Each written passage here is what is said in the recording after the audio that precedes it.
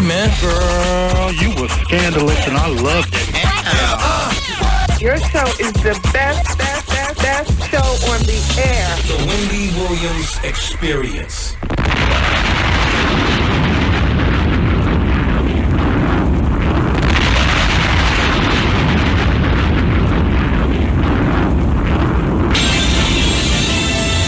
And now we're pleased to bring you our feature presentation.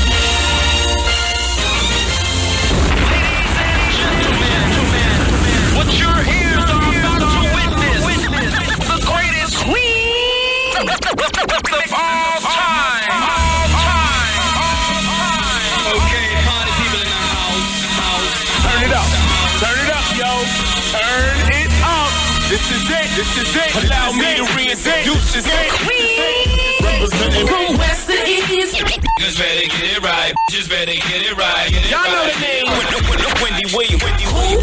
Been in this game for a while. I hate to brag. Ain't nobody It is phenomenal. Like the queen. Right here. Who the world is this?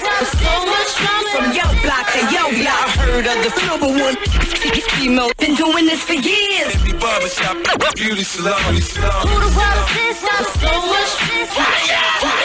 Again and again. Wendy Williams. Bringing your name up. A lot of you haters scared to death. She at it again. Wendy Williams. She in it to win. Wendy Williams. She back and she staying. Wendy Williams. The ain't playing. I like that. The winner of the Game Shoot of the Year award. Once again. Keep your head up. Ow. Hi, everybody. Welcome to the show. And a great one we have. Old friend to the show. Rap all-star. Hip-hop icon. In the YO sense of the word. Sheek Louch. Hey, Hollywood, you're from Yonkers, New York, USA. Louch is an icon up there, isn't he? Yes, my man. Yeah. Louch is coming in. Good. Love to Styles P. Love to, oh my gosh, I'm thinking of your mother's name. Jadakiss. You know, I am so out of it today. God, I really am. But I'm going to try to hold it together for the show. Shout out to the whole lot. Sheek is coming in today, everybody. He's got a solo project. Always fun talking with him. I've never had a conversation with him by himself. So, you know, this will be good. I'll corner him. We'll talk. And got to talk about Halle Berry and Michael Ealy. I want to talk with you about my friend in my head, Heather Locklear. I can't believe yesterday I was crowing about her, and today I have to crow again, except not so good. Got to talk about Brandy's man. Want to talk about Desperate Housewives. And I want to talk to you about the Puff Daddy. Plus, we got the People Poll. We got more celebrity gossip. We got Advice Hour. This is ground zero for what all's are doing out there. I'm glad you guys are here, a part of it. Welcome. It is what it is to the Wendy Williams Experience.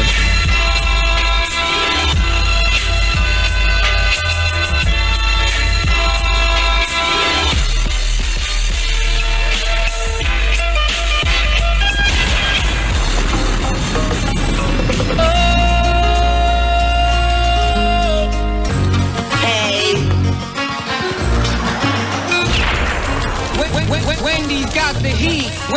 Wendy's got the heat. The heat.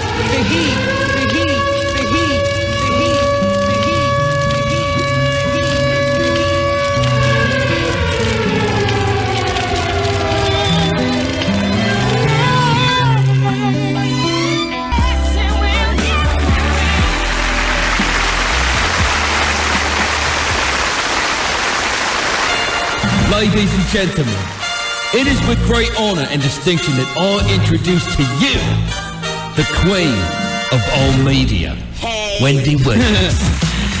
Hi, everybody. I'm glad to be here with you all. Now more than ever.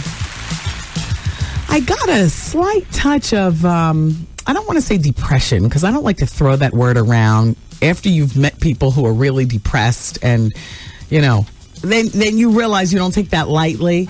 But I did spend the morning having a nice cry. And I got to tell you something, and I'm not to the point where I feel better yet, only because I feel so drained from it. Also, I just made myself a cocktail. here at the studio.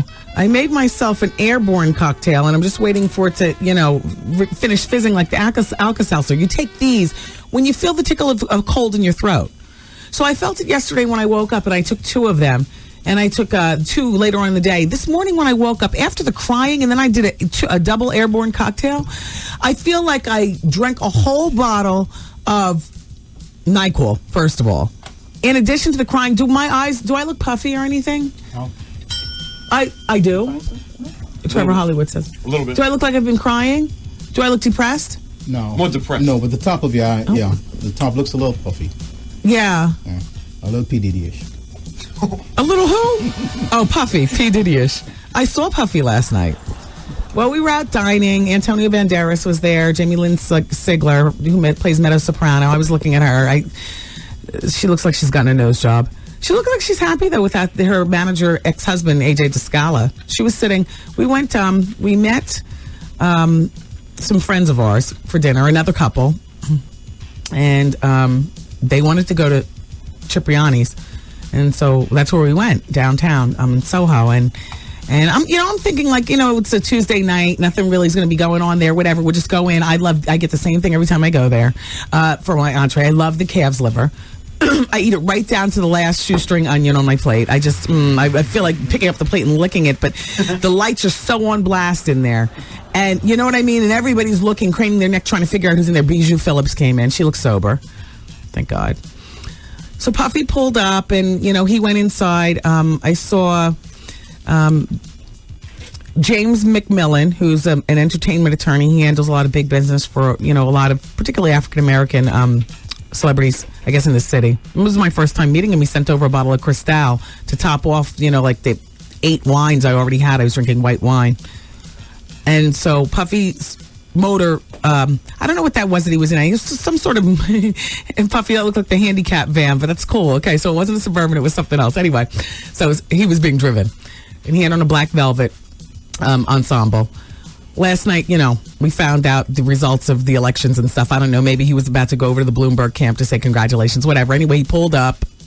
He came in by himself. I finger waved him. I figured he wouldn't, because the place is crowded and it's like the size of a shoebox and everybody's trying to avoid eye contact with each other. And, the celebrities, they act like they don't want to be seen there, but they go to the brightest damn restaurant in Manhattan. You know what I mean? And it's so small and cramped. That's what you do. You go there, I guess, to be seen. So I finger waved him as he was walking in, and he stopped in his tracks, and he came over and he said hello. And the man is so damn charming, and I know, I feel like, Puffy, every time I see you, I feel like I'm dancing with the devil. I swear to goodness. Every time, it's like dancing with the devil. And if you look in his eyes too long, thank God he wears those sunglasses. He's so damn charming. If you actually have to make eyeball contact with him, forget it. His wish would be your command. He's just charming and charming. Damn. And I know damn well he just wanted to keep walking. He was like, oh, damn that bitch. But our conversation went something like this. He comes over, he reaches down, he gives me a kiss. He comments on my wedding ring, which he's done every time he's seen me. Like, I think he's at a loss for conversation because I know damn well, compared to your money player, they say no, nothing, So, or maybe that's conversation, like busy talk that you make with my husband. I don't know. I can't quite figure it out. I did say, listen, I'm not even asking you about coming to the show because it's clear that that's not going to happen. But I did see your mother, 2 weeks ago at Mary's listening party. A delightful. I always like to see Miss Combs out, and that was my first time seeing Miss Combs away from Puffy or whatever. We see each other out, and she says hello, and I say hello. We always make a kiki, and then we keep going. So anyway, it was perfectly polite conversation. I told him that I want some Daddy's Rich t-shirts from his line. The Sean John line is really nice. I'm not pressing, but he said, all right, what size do you wear? He actually asked my size, like he's going to remember and send them over. It's okay, Puffy. You know what I mean? It was nervous conversation for both of us. You, like, damn, this bitch is here. And me, like, oh, damn, I hate this. He tried to ruin me. Can't believe I'm shaking his hand. You know what I mean? So we both go through a war in our head. I know we do. So this is what he tells me to tell you guys. He tells me to tell you guys that his new CD will be out the first of the year, and we're going to have our big interview presentation. You all don't hold your breath. I'm not holding mine. If he comes through, fine. If he doesn't, fine. You know, he's just a charming guy, though. Damn him, it's like dancing with the devil. Really is. You know? And then after we left there, we went over to Nia Long's party, where eventually, turns out, we had to get up and give up our area to an actor that I've talked about on the radio before, which there's something really beady-eyed about Seth Green that he's scary too to me. He's like the devil. He's an actor. He's holding anywhere near the weight, money, power of Puffy. Do you know the actor Seth Green? Do you all know who I'm talking about? Something about him. I couldn't tell you one movie he's in. I've just seen him on Punk'd, and I've seen him in magazines, and I've seen him on a couple of regular TV things, and I don't know him. I don't know who he's dating. I don't know him in my head. He's part of Fast, Young White Hollywood. So they come over at the club. I forgot the name of the club. Nia, I forgot the name of the club, and I'm sorry I missed you too, honey. There was a VIP dinner before, or, with her friends and stuff, and I was invited to that, but we already had dinner engagement at Tripiani, so I couldn't go to that. So we went to the party. Lala was there. Anyway, Seth Green, we had to get up and move our seats, but it's okay because we were ready to leave anyway. And then here he comes. Ooh. But Lala was there, and I really like her. So this is what she told me. So I figure I can tell you guys. She and Carmelo would be very interested in coming up here as a couple. And Lala, I have to tell you, wow, I've talked about her on the show before, here and there, through it all. Like, I remember the first time I met her was at a fashion show for Fashion Week. I think this might have been year before last. And Wendy's Got the Heat, my autobiography, that had just come out. And she said to me that she read it, and she was like, really? She was like, I wish I brought my book and so on and so forth, yada, yada, yada. That's a pretty quick way to get on my good side. Not that, she's struggling to do that. I don't expect anybody to struggle to do that. But when she said that, I was like, wow, she not only did she listen to the show, like, she's like you know what I mean? So I like her. And I like Carmelo. I've seen, I've interviewed him on the show before, blah, blah, blah, so on and so forth. So she was at the party last night. She came over. We took a picture together, yada, yada, yada. She's a nice girl. I'll take her by herself, but I also want her with Mello. That wasn't the same ring last night. That ring wasn't as big, Lala, as the one that's in magazines. Is the magazine ring a prop ring? I wanted to ask you, but the music was loud. And I saw Seth Green. I saw the people from the club marching over. I guess he had already called and pre-reserved his space. But happy birthday to you, Nia Long. Happy birthday, darling. And shout out to you, Puffy. Damn you. Just charming. Wanted to talk with you, though, about how much time do we have on the break? You got a minute and 50. Well, Halle Berry, they say, is pregnant. She and Michael Ealy. That's going to be a beautiful baby. I don't know what kind of... Never mind. I said no more wire hangers. That's the kind I would expect her to be. No more wire hang damn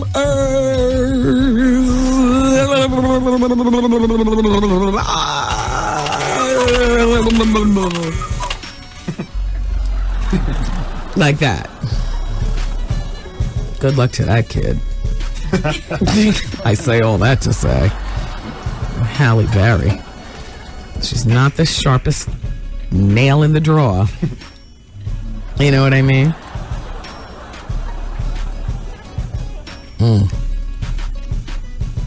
Oh my gosh, and Lisa Ray, the saga continues. I've got my theories, though. We haven't gotten the official... I haven't gotten a call back from the people in her camp, but they did let us know in the later part of yesterday's show that the wedding could very well possibly not happen. That's right. Got it directly from the camp. They asked us to, take it slow talking about it, and they will feed us, the information as Lisa sees fit. Lisa Ray is a friend to the show. I was invited to that wedding, and now they're so... I got my own theories, and we'll talk. about that, the Desperate Housewives, Brandy's Man, all kind of crap. I drove yesterday to get you, but that book is fire! Yes, honey, you did it again, honey. You did it again. The Wendy Williams Experience. 107.5 WBLS, where the listening is fun and the winning is easy. Guess who's $1,000 richer today? Is it me? It's you. You serious? I'm serious. Oh my God, thank you. You're welcome. Yep, 12:15. You said it, you repeated yourself, and I heard, and I called, and I'm excited. It's the $107,000 cash guarantee. I'm gonna do me with this. Treat yourself well, love, and you should do you. What's the radio station that's the home? 107.5 WBLS, the #1 station. I love you guys. Okay. Just get a crowd track. I mean, really, I'm hearing the whole conversation. Just, make it hot. Look in your sound effects. You know what to do. What's going on, everybody? What's good, ladies? Hey. What's up, man? How are you doing, AARP members? Hey, girl. To my college crowd. Thanks, everybody, for turning on the Wendy Williams Experience today. It's Wednesday, and it's the comedy experience tonight at the Laugh Factory. Looking forward to that. Well, it does look like a snowstorm's about to happen outside, doesn't it? It doesn't even look like rain. It looks like, I want to kill myself. This is like the perfect day to just make that jump. Goose, I want the music as upbeat as possible today. Now, you let that Vivian Green song slip, and while I love Vivian Green, that particular song... Oh, no, that was Heather. Heather Headley, excuse me, sorry, Viv. Heather Headley, and I love her too. She's a friend to the show. But that's not what I wanted to hear. 41 flights up next to a big, inviting window. You need anti-melancholy music. There you go. Get all that gay music, all the, I want to hear it all. Give me some Charlie Wilson. Hey, how you doing? That's about as slow as I could possibly deal with today. You want the remix? Art is here. Yeah. Oh, yes. Yeah, I need Art in here with all the, just keep it light, keep it funny today. It's the holiday season. I don't think I'm the only one going through it. And it's not an overall going through it. I just feel, let's get on the telephone. Hello, hi, it's Wendy. Welcome to the show. Hey, Wendy, how you doing? Hey, oh, by the way, this hour of the show is brought to you by MasterCard. What's going on, woman? Hey, I'm calling from Houston. My name is Nakima. I was calling because I had a lot of questions, and I know only you can give me the answer to. Uh-oh. All right, this is a lot. Go ahead. Okay. First of all, is Johnny Gill dating Eddie Murphy, or is he still with Tyler Perry?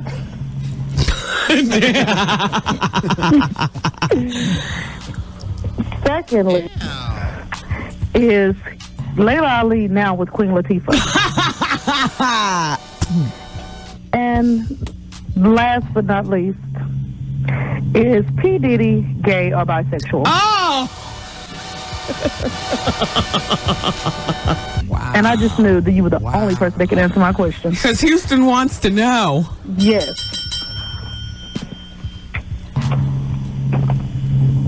Oh, did I throw you a whammy? No, I cannot verbalize any of the above. However, with the properly executed effects, I could probably give you some sort of... There. Okay, thanks for calling. Bye. Hi, what do I say? She's just so direct. You know what I'm saying? Hello? Hello? Hi. Hi. I need some advice. Okay. My uncle arrested my boyfriend's sister for prostitution. And your uncle's a cop? Yeah. And so he was on his beat and happened to roll up to the block where the prostitutes were? Yeah. I mean, really? Yeah. So as opposed to talking it out and letting it go and intervening as a family, he arrested her and put her through the whole embarrassment because he probably figured that's tough love. Well, she's not the best type of person. Okay, so she deserved this? Yes. Okay, turn your radio down in the background. So, okay. So far, I'm down with Uncle. Sometimes you need that kind of tough love. All right, so what's your question to me? Of course, it's created turmoil in the family. do I tell his mother? Or him? He doesn't know. Your uncle arrested my boyfriend's sister. Wait a minute now. Is this going to create problems with you and your boyfriend? Well, I don't know if I should tell him. Well, the sister's going to tell. Isn't the sister going to tell? Does your boyfriend know the sister's a prostitute? No. What does he think that she does with her life? Nobody knows. She's been in and out of rehab. How do you know? Because I'm there all the time. No. Did the uncle call you? Like, how do you know? Because I would deny knowing about any of this. The holidays are coming. I want a good gift, and I want peace around the table. Period. I mean, can't you deny that you know any? Did the uncle come to you and say, hey, look, I arrested Trixie? Well, he told me, and I don't know if I should tell, because the mother's been looking for her for a few days. How long you been with your boyfriend? 2 years. How old are you? 21. Oh, there's time to find another. I tell him. I mean, Miss Wendy, look, Miss Wendy hates to sound, a little jaded. But, All right. There's time to find another. I would tell him. Thank you. I mean, how old is your boyfriend? He's 21 also. How good could that gift really be? Unless he's like Kanye West or Usher at 21. But he's a cop, too. They work in the same Oh, precinct. please. Oh, tell him. Tell him. Thank you. It's not you, the hooker. It's his sister. Oh, well. All right. All right. Love your show. Love you, too. Bye. Bye.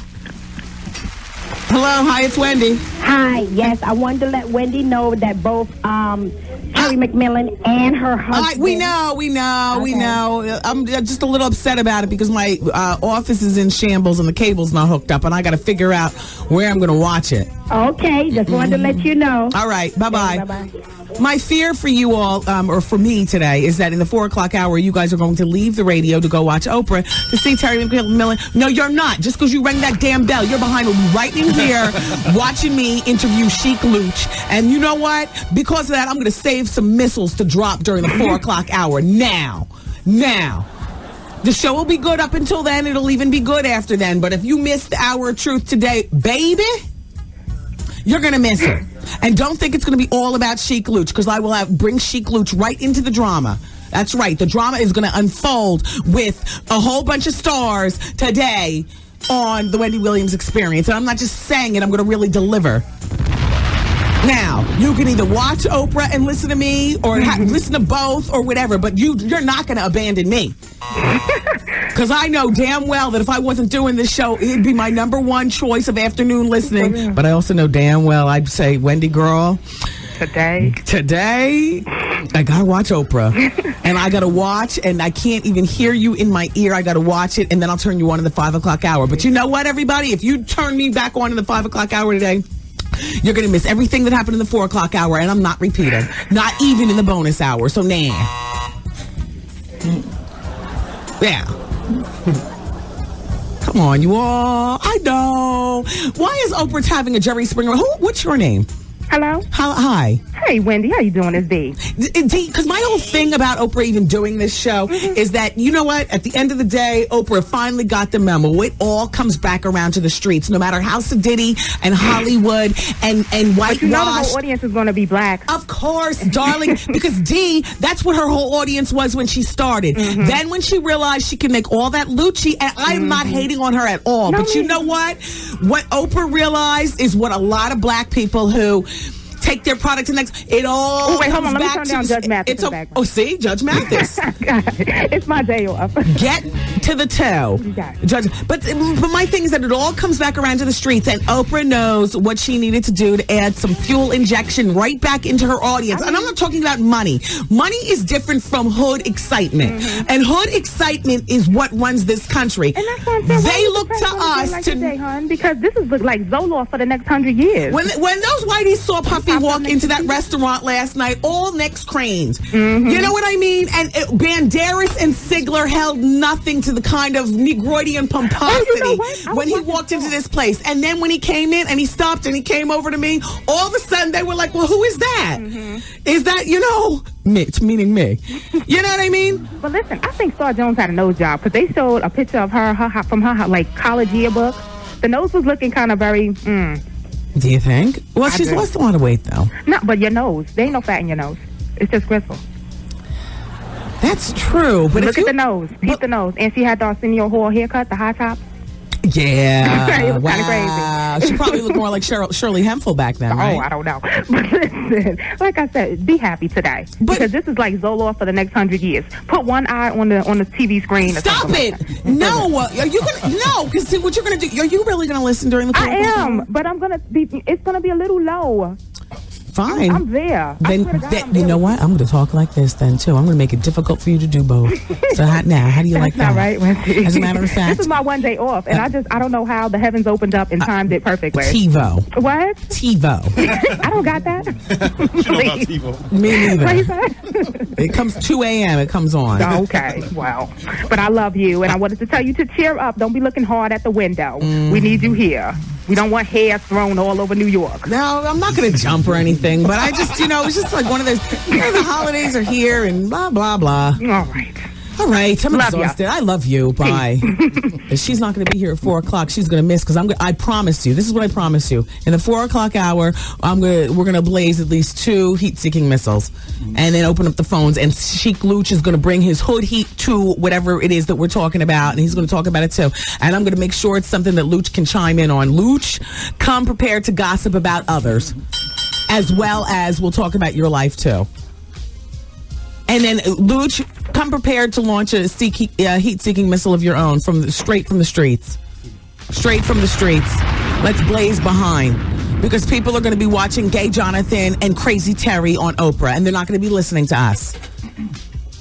Am I going on too long about this? Somebody says Oprah replays at 7 on Channel 55.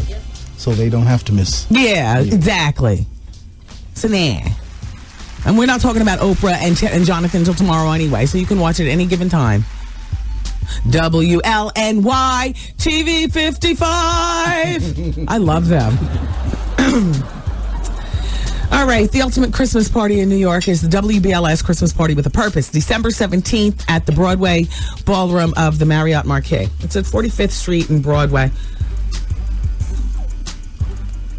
I'm going back into therapy next week. Just to talk.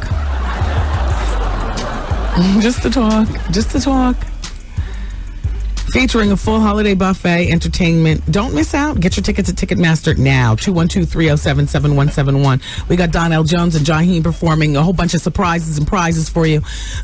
All of us from the WBLS Air Personality family. Everybody will be here. From Maria, who cleans up, to Vaughn Harper and everybody in between. Hal Jackson, Debbie B, everybody will be there. So we hope to see you there, too. How you doing? And how you doing, Vaughnie? We'll talk to you at 7 o'clock, boy. Proceeds benefit the Anti-Domestic Violence Program, Safe Horizons, and Day One. One of the lights in my day, though, which was really big, we have to go into the... All right. So I'll see you December 17th at the Marriott for the WBLS Christmas Party with a Purpose. Go onto our website right now to find out more information about it if you'd like. WBLS.com. All right, we're going to go through with the break and be back. All right, BLS. Erica. D Block, J Hood, Sheek Louch, Styles P, Super to everybody. Hey, yo, what's up, party people? Yo, this is Ghostface. Check this out, y'all. This Fizzy Womack. MOP up in here. We putting it down, MOP style. Right about now, y'all checking out Wendy Williams Experience. Keep it right here, y'all. Yeah.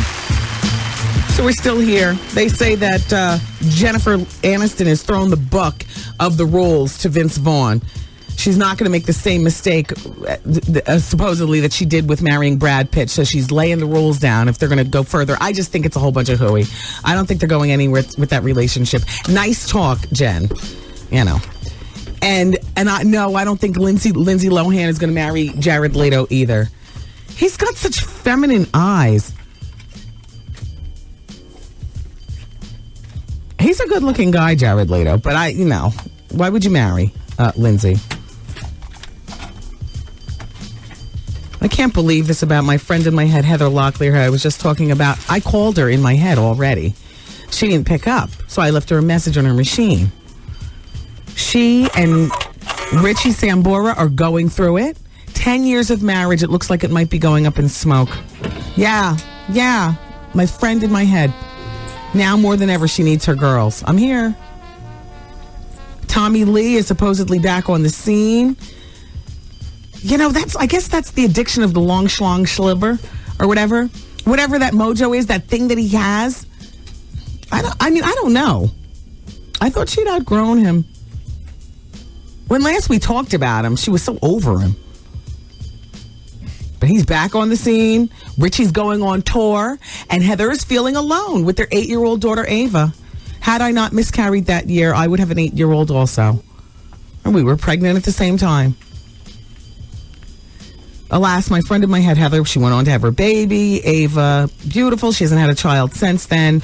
She and Richie just seem so in love. 10 years. It doesn't seem like they've been married for that little bit of time. It just seems like the other day, I was at the wedding in my head. So Richie's about to go on the road with his group. And, Richie by himself is not a nice guy. I mean, not a bad guy. But when you get the influence of the groupies and the other bandmates and all like that, I just get nervous. And I know John has a pretty rock-steady relationship with his, wife. His longtime girlfriend turned wife. They have all the kids and stuff. I forget her name. Ugh. Because Heather's a friend in my head, I loosely am acquainted with, John Bon Jovi and his wife. They're from New Jersey like me. Loosely acquainted. Despite all the problems that they had years ago, Tommy has always had a special place in Heather's heart. She still remains very fond of him. And the tension is thick. Do you remember when Heather went on Regis and Kelly? And I saw it for myself. They're talking about, something sexy, morning TV. So it was cute and tongue-in-cheek with Regis and Kelly. And Heather's talking about something bedroomy. And instead of saying Richie's name, she said Tommy Lee's name right there on national TV in front of all of us. I was like, friend in my head, no. He's going to bring this back up in every fight from this point on. I sure hope that you meant what you said last time we talked about Tommy Lee. He's totally gone. But no. She just celebrated her 44th birthday. Still looking cute as all get out. Very milfed out. She just celebrated her 44th birthday. Tommy Lee stopped by, where she and her girls were having the birthday party. Richie found out, everybody was, Tommy's here. But Heather had just left. She went back to her house with her girls. In the meantime, last year, they say that they were barely together. She was on the set of a show I was rooting for her and friend to the show, Blair Underwood, for LAX to succeed. I never watched the show, but I was rooting for them. So that's the year last year that Richie decides he wants to take a hiatus from Bon Jovi and really devote to Ava. He's a wonderful father. But while he's at home devoting to Ava, my Heather is on the set trying to revive things since Melrose Place. She hasn't had a look, so she gets with LAX. It flopped. But she gave it the college try. And LAX was taping about 80 miles away from Richie and Heather's LA home. So there she is, 80 miles away, staying in hotel rooms by herself. I never heard anything, bad going on or party-ishness or anything like that, but still, she's a woman of a certain age, so she's not sloppy. Guess who one of her main girls is? Denise Richards. Sheen Richards. Fine girl. Yes, but you know what I'm saying. Denise has been through her woes with her Charlie. My Heather's been through her woes with her men. We just don't hear it all loud and proud. She's a woman of a certain age. She knows how to keep it cloaked. Heather, we're here for you here on the show, or at least I am. You hang in there. After 10 years. Let's go to the telephone. Hello, hi, it's Wendy. Hi, how you doing? Hi, how are you? I'm okay. I'm calling about I have a problem I want you to help me with. Okay, well, come on, let me see what I can do. Okay, I have 4 kids, and 3 is by my first husband, and 1 is by somebody else. Okay. And the child goes over there by his parents' house every weekend, and he doesn't want to be with me. I want to be with him. That kind of thing. A lot of cheating. beating me, beating my kids. Wait, hold on. When you say he, are you talking about your baby's father? Yes, the smallest one, not my husband. Okay. And so you're still married? Yeah, no, I'm divorced now. Okay, and how old is your youngest child? 6 months. So when the baby goes over there, your baby's father doesn't want to be with you, he wants to be with the child. Right. Okay, and you want to be with him. Right, but the thing about it is that he sleeps with me every day, every night. Right. You know what I'm saying? And giving me false hopes, and then I'm finding out about him cheating. He was with a girl who lived on my block for 1 year. I didn't even know. Wait a minute. I suspect that he's not cheating, though. I suspect that he was never your boyfriend. Because you said, you take the baby over there, he never wants to be with you. He was never officially your boyfriend, was he? Okay, yes, we were. We were together back in the day for like 7 years. But then you went off and got married. Yes. And then you came back together with him and you have a 6-month-old. You have a 6-month-old. But he's your boyfriend from a whole nother life. Is he your boyfriend now? Or is he a love from the past that you have He's a love from the past. We had a baby 6 months ago. And he is a cheater. He's the type of person that he beats my kids, which is not his. Oh. And he also, he loves the baby dearly. He does everything for the baby. He buys the baby stuff. The parents are in love with the baby. And the thing about it is that I don't want to handle that anymore. I want to go to court, like child support or something, where he could get visitation. Now, this has been a very abusive relationship. I had 4 black guys, beat me up all the time in front of my kids in the street, that kind of stuff. What? And the thing about it is that he's the love of my life, and I don't know what to do. You know what I'm saying? But he's okay. Well, how long have you been divorced? Like about 4 years. About 4 years. Okay, 4 years you've been divorced from another man. Right. When you were with the other man, were you cheating with this guy who's now your baby's father? No. Okay.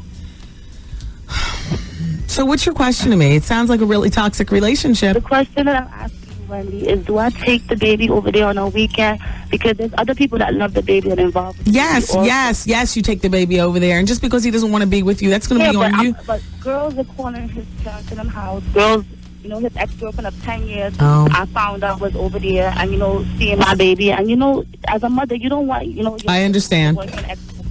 Pause on your baby or whatever. Not especially not at 6 months and not so young. They can't file a report with you when they get home. Right. Well, my question to you, Wendy, is that do I send the baby over there or just go to... Okay, you're cutting off. You're cutting off. I have to 1 2 hello 1 2 1 2 1 2 hello. All right, she got cut off. Damn. All right, you all keep it here because I take advice anytime, but specifically advice hour, it's next hour. Thanks. It's Wendy, man. Jackie Reed, implants or not? There's my answer. Thank you, AJ. Jackie's all natural woman. And I'll bet you know. I need you to believe in me. I do believe in You don't. No one does. It's the show that made believers out of everyone. A genuine television landmark. We stay together. We split up. We give them what they want. She's lost. I am not lost. Tell me, which way are we supposed to go?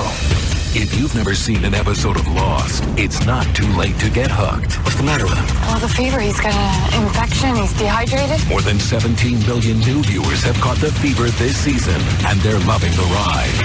We gotta keep moving. Do you remember what happened to us? What they did to us?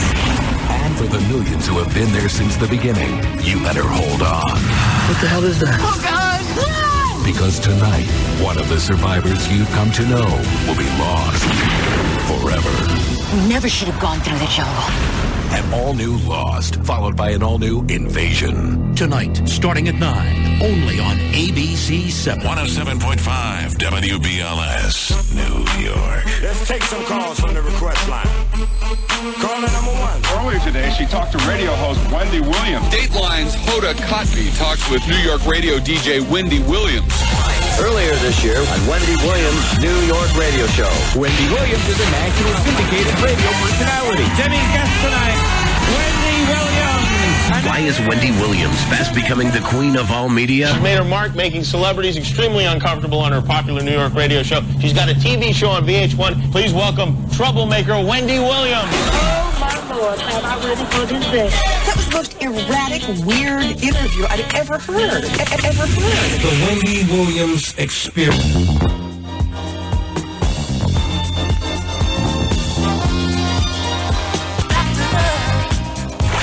Everybody needs some. Should I leave? Like, is that selfish to my son? Come get some. Let me tell you, Wendy, it's really a trouble with a dude. I'm having a problem with my fiance and his family. I was in a relationship with this girl for like 18 months. She told me the relationship meant nothing. Always drama. Call Wendy right now. 1-866-GET-WENDY. Fax Wendy at 866-WENDY-FAX. Wendy, can you give me advice on plastic surgery? I need more water. I think I need something to eat. I've got that pass-out feeling. You ever get that feeling? That pass-out feeling? You need iron. I need something. I just ordered some chicken noodle soup. I got the pass-out feeling, though, for real. And I'm thinking that maybe the airborne has got me a little spacey. I need something to eat, though. Anyway, everybody, welcome to Advice Hour. I'm ready to go to the telephones and, help you out with the snafus going on in your life. At 866-GET-WENDY. It's like, whoa. But I also have some tips for you. And I will put this under... This is not exactly a medical minute, but I have some holiday tips. As a matter of fact, I don't have to do those right now. Let's go to the telephone. Advice with you guys is more important. It's like, whoa. Hello. Hello. Hi. Welcome to the radio show. Hello. It's Wendy. Hi. Hi. Niece. Hey. Me and my husband have been separated for a year, and we've both been dealing with other people within the past year, but me and him see each other whenever it's convenient. Mm-hmm. And now I'm pregnant, and I don't know if it's from the other guy or my husband. And I don't know. I told the other guy, but I don't know if I should tell my husband. Do you want to get back with your husband? I just have to ask you that question, even though I have No, not really. Okay. So you and your husband have just been kind of having familiar sex.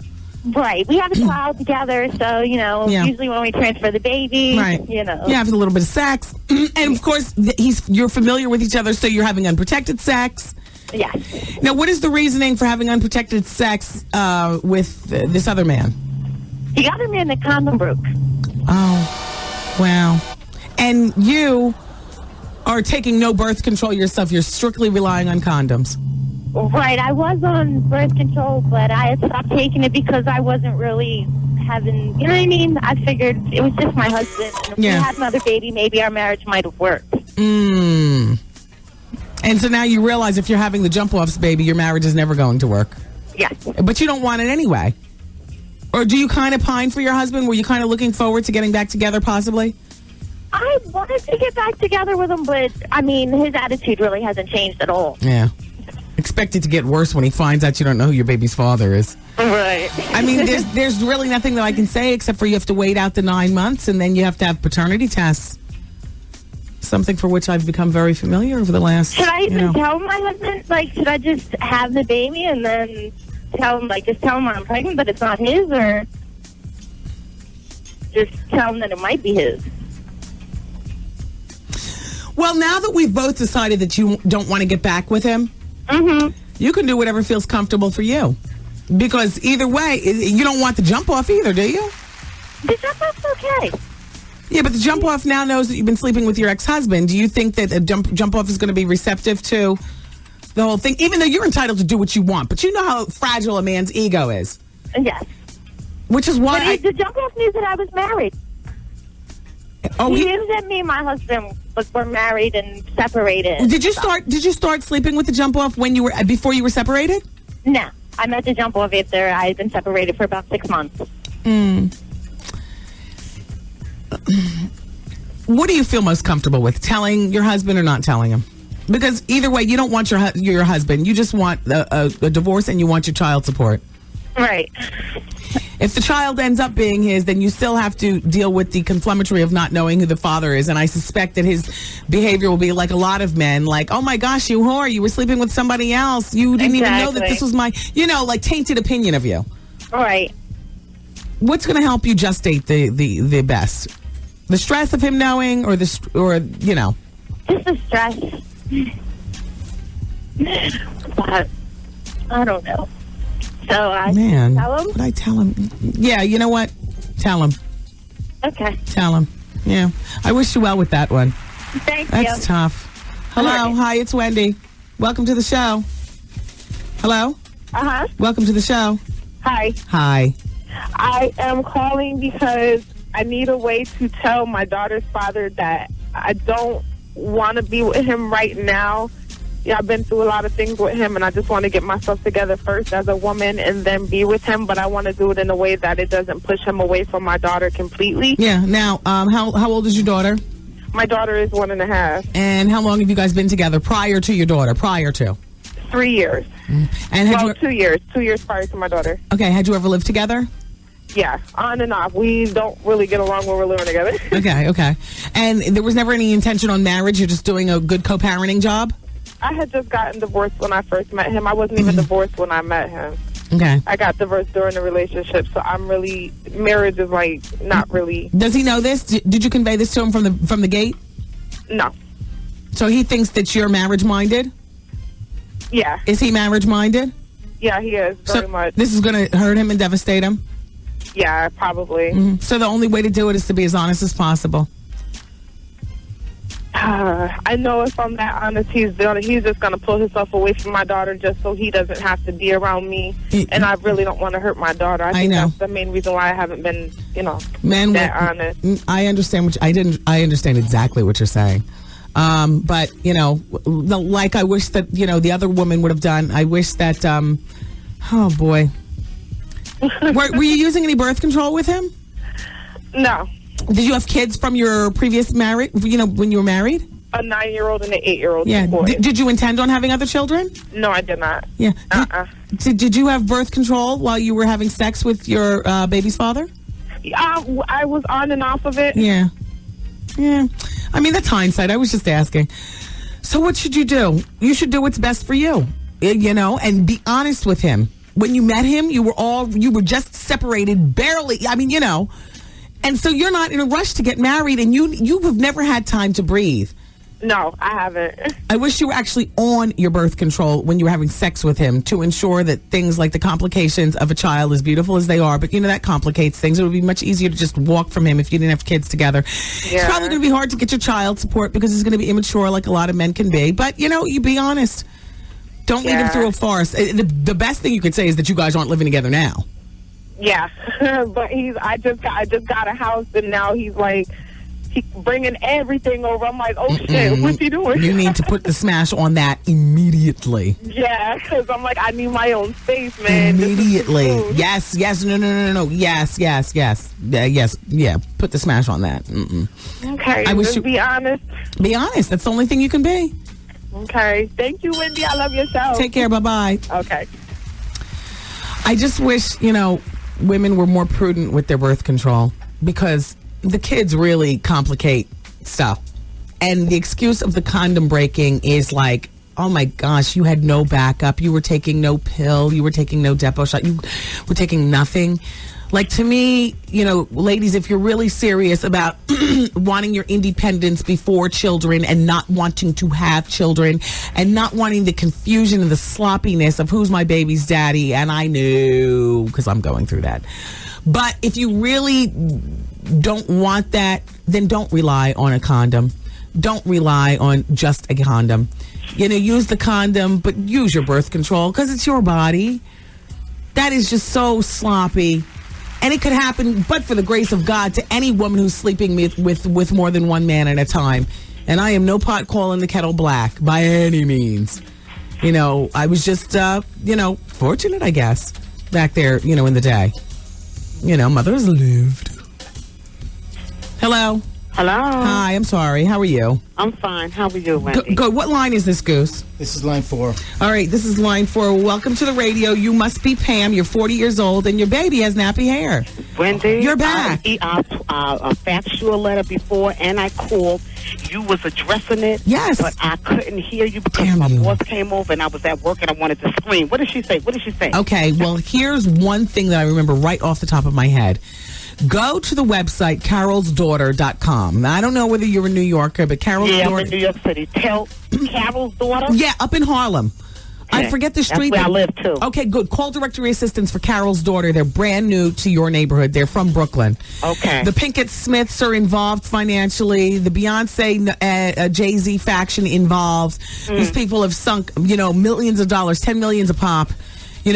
Because they believed in this product. She has great stuff. You speaking in reference to that, but I didn't know they had products for the hair. Yes. He definitely got bad hair. My other two kids' hair was nowhere near that. Yeah, and I remember... and he's not even really a full year because he's 3 months preemie. And it's just like once I put that little cream on or Vaseline, as soon as it dries up, it goes right back, snap back. Right, but do you ever just think that the hair is going the natural way as it's supposed to be? I mean, nappy head is a nappy head. I know. I mean, we could talk. Let's talk black. I know. Nappy is nappy. Sometimes there's nothing you can do except for maybe be glad that he is not a little girl, that you have to go through the BDBs every day to put them bright color ballies on it and whatnot. Yeah. And you know what I wanted to tell you, too? What? You are crazy, crazy strong. You got a Virgo husband.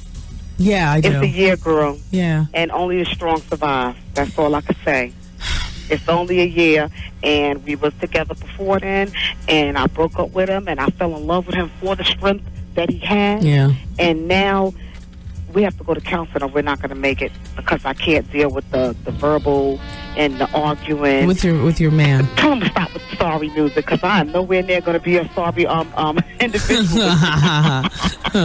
That's all I wanted to say, sweetie. Why, thank you. Hard. Hey, Pam, keep listening because the listeners are always a wealth of knowledge. But start with the place right there in your neighborhood, Carol's daughter. For those of you not in New York, you might want to hit the website. They package it up and mail it out to you. I don't care if you're in Istanbul. Go to carolsdaughter.com. Fabulous products. I am, sweetie. Thank you, Pam. Okay. Bye-bye. Bye-bye. Okay, so Kitty is online, too. She's 30, and her boyfriend's got bumps on his dilsey. Oh. Hey, Kitty. Hi, Wendy. I'm calling because I'm with this guy, and he's a terrific person, whereby the sex is good and everything, and I think that I got caught up in the love because a year ago, one of his ex-girlfriends told me that she's no longer out. And have you checked the it love out? that I have for him, I think, is a lot of infatuation and stuff, and the love that I have for him, he told me that it wasn't herpes or anything like that. Wait a minute, but she hasn't slept with him for a year and he still has the same bump? No, now his private part has about 20 bumps. Okay. And how old are you? It looks like little mushrooms, and like how your brain looks like your brain. Oh wait, little mushrooms. Those are cauliflower warts. That is what do you call that? The human genital warts, the human papilloma. You get cervical cancer and die. So that is not herpes. I don't know. Talk to your doctor. Because I went to my doctor. They checked me out. They said I was good. But Wendy, yesterday I got to the scratching, and I got like on my clit, I got like little bumps on it, and it's really itching now. How old are you? How old are you? Wow. I'm 30. I'm 30 years old. Girl, you are too old to be calling me regarding this type of advice. I expected you to say, that's right, you do have, I see 30 on the computer screen. You were talking like you were so 15 right now. Girl, you know better. Go to your doctor, Wendy, I'm in love with him, though. I don't give a damn. You are talking like a 12-year-old chicken head now. Girl, this is about your health. You go to the doctor, drag him to the doctor. You get this checked out immediately. It's not to say that you're going to die from whatever it is, but you stop with that love mess.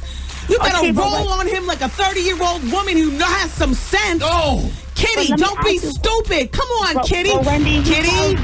That he can't go with any other. George Bush doesn't care about black people. And George Bush doesn't care about Wendy Williams. The Wendy Williams Experience. Wow. It's just about that time of year. Time for another party. A WBLS party with a purpose. Last year, Fantasia, John Legend, Keith Sweat, and Brian McKnight sold out weeks before the event, causing many to be left in the cold. Don't let that happen to you. This year will be even bigger and better. We'll begin with a full holiday buffet. Then Chuck Chillout gets the party started with your favorite WBLS personalities. Hey, I'm Steve Harvey. Okay, everybody. Hi, it's me, Wendy Williams. My name is Bob. This is Champagne. Rude boy David Levy rocking you and popping you. And this is Mark Jordan. Then get ready when Jaheim hits the stage. Yo, what's up? This your boy Jaheim. It's gonna be a party, y'all. And Donnell Jones. Hey, what's up? This is Donnell Jones. Along with Jamie. Hold up. You can't say that just yet. You want Just let them know when and where it's going to be. They already know the entertainment's going to be banging. Mark your calendar for Saturday night, December 17th. It all goes down to the Broadway Ballroom of the Marriott Marquis Midtown. Oh, you're doing it like that, huh? That's right, the Marriott. Tickets available now at all Ticketmaster locations. Proceeds to benefit Safe Horizons and Day One, putting an end to domestic violence. The WBLS Christmas Party with a Purpose 2005 is brought to you by our friends at the New York Department of Health, urging all New Yorkers to get their flu shots by logging on to nyc.gov.com to find convenient flu shot locations. It's a party with a purpose. With 107.5 WBLS. All right. It's the Wendy Williams Experience coming up at 4 o'clock. I don't know where you're going to be, but me and Sheek Louch are going to be in the studio. I'll be having conversation with him, and we'll be gossiping about some of the celebrities. So now, you check out Terry McMillan and Jonathan if you want to. You're going to miss it. And I'm going to talk in low tones like this, so it'll be hard for you to do both. This hour of the show is brought to you by MCA. Thank you, MCU. You just have MCA here. Oh. Yep, exactly. Yeah, sorry, MCU. And shout out to LA Weight Loss, 1-800-448-TRIM. They have this thing where if you're already a member or if you are a new member, this week, it's only $5 for you to be on for this week. Isn't that great? And the cost to be on LA Weight Loss is affordable anyway. I mean, you know, it's not like it's this over-the-top priced weight loss program. 1-800-448-TRIM. Ask them about the $5 week. Also, ask them about how you get started. I lost 17 pounds on LA Weight Loss. I feel terrific. For the most part, physically speaking. You know, today I'm a bit of a mess, but I know one thing. I don't have back fat. You know what I mean? My thighs don't rub together as much as they did. Thank you, LA Weight Loss. And I'm having my chicken noodle soup now in the studio. Sheek Louch is in the back. So, thank you, LA Weight Loss. 1-800-448-TRIM. 1-800-448-TRIM. Lose the weight and feel great with LA Weight Loss. So, keep listening for your chance to win your share of our $107,000 cash guarantee. Your next chance to win is today at 5:25 with the Wendy Williams Experience. Also, quick reminder before I go to the telephone, because it's still advice hour. I've got Tanya on hold, and Kathy's waiting, and George, and I'm coming right to you all. Shout out to Nikki. Shout out to Melissa and Denise. We're going to try to get to all you all. Denise, Anyway, Staten Island, join the WBLS Street Team at 12 noon. Saturday, November 12th, they're going to be at the grand opening of the Children's Factory Outlet. Oh, great place for the kids. It's at 2845 Richmond Avenue. The WBLS Street Team is going to have your chance to get into Nellie's One Night Stand. You got to be 21 or older for that. That's not for the kids because there's going to be booze. So that's on Saturday at noon in Staten Island at the grand opening of the Children's Factory Outlet. That's a reminder from your friends here at BLS. All right, let me immediately just deal with with Denise on line one. She's 24. Yes, hello? This is such a common situation that women get themselves into, Denise. You're pregnant. You don't know whether it's your husband's baby or your jump-off's baby. Hello, my name is Nikki. Oh, wait, Nikki. Okay, Nikki, you're on line one. Oh, Denise had to hang up. Nikki, you had sex with someone you just met. Yes. Okay. Yes. Oh, my gosh. Are we on the show now or are you just trying to screen me? Yeah, no, I'm not screening you. You've been screened. I got you on the computer screen now. You're 27 years old. How you doing? Yes. Oh, I'm fine. I love your show, Wendy. Mm-hmm. Thank you so much. I live for the show. Thank you. How was the sex? Okay. Well, the sex was awesome. It was so wild. It was, he's a tie-in, and I really don't date outside of my race all the time. Right. But this time I actually met him recently online. Met him through Match.com. Okay. And I don't know. I just felt like we had some drinks, and this has happened 3 times. This is not the first time this has happened to me in terms of. Are you a single woman? I am single, no children, and I also wanted to comment on the birth control and your independence, how I went so far as getting an IUD. There you go. To make sure. There you go. You got to do that. So in the meantime, when you say this is not your first time, this is your third time. This is your third time having sex with somebody from the website? this is my third time having sex immediately with someone I just met. Like, and it could be like from the website, but one was a person I didn't meet from the website, and two were people I met from the same I'm about website. to celebrate my 7th wedding anniversary, but I got to tell you something. That right in the beginning sex? Oh my God. You just meet and wow. Wow. So I know it was like the best, and it was the best because he was so like adventurous. Yes. And he wants to stay. You know what I mean? It was, but this is the thing, Wendy, is that he like right afterwards, I tried to text him. You know, and like just to like let him know, like, how are you? Everything went well. And I really didn't like get an immediate response. So later on in the evening, I called him and I said, you know, I'm feeling really. Hey yo. Yes. Hey yo, Mooly. That was a one night, sister. It was. You think? I'm back in Bensonhurst doing my thing. I couldn't bring you for sauce and meatballs on Sunday. You understand what I'm saying? Yeah. Just like you couldn't bring me for them there lima black eyes and collard greens and on chitlins on Martin Luther King Day. It is what it is.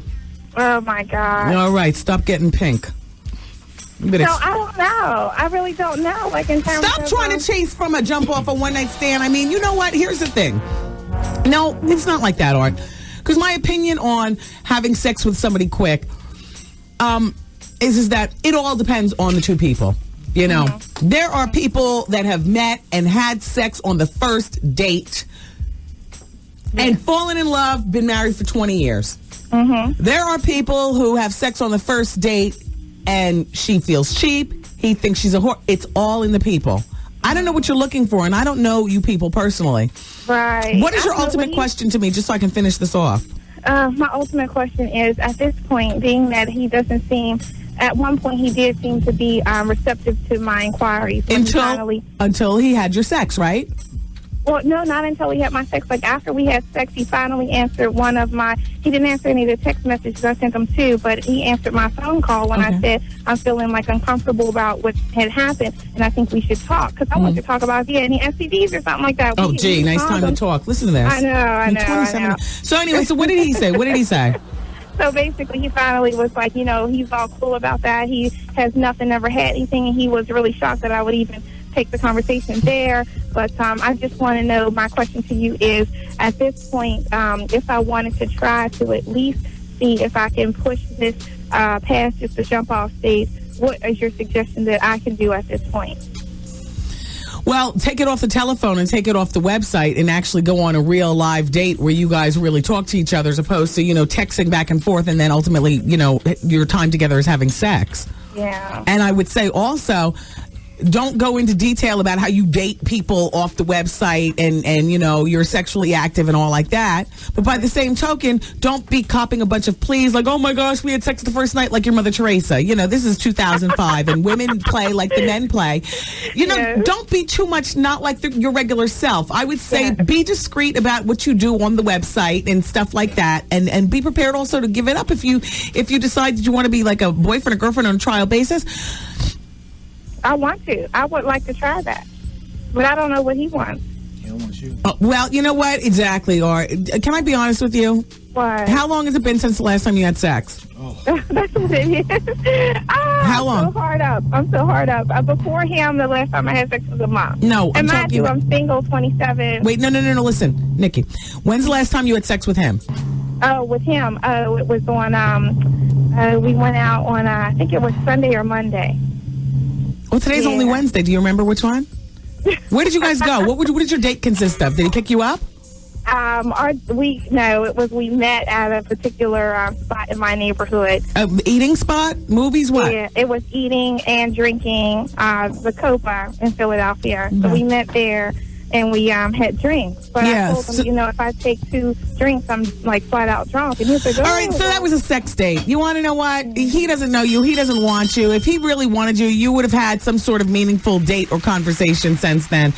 I mean, I know it's only Wednesday, but not for nothing, Art, right? Yes, exactly. If you dig a girl and you want to meet her outside of the damn Copa, listen, Nikki, hang it up. All right. Call me immediately. Exactly. Right, I wish you well. Bye, Nikki. I know. Thank you. Bye-bye. All right, so is Denise All right, so Denise is hung up. I dealt with Kitty. Let's talk to Tanya. She's dating 2 men on line 5. She's 37. She doesn't know which one to choose. Hello. Hi, Tanya. Hi, Wendy. How are you? Good. So how long? I love your show. Thank you. So how long have you been dating these guys?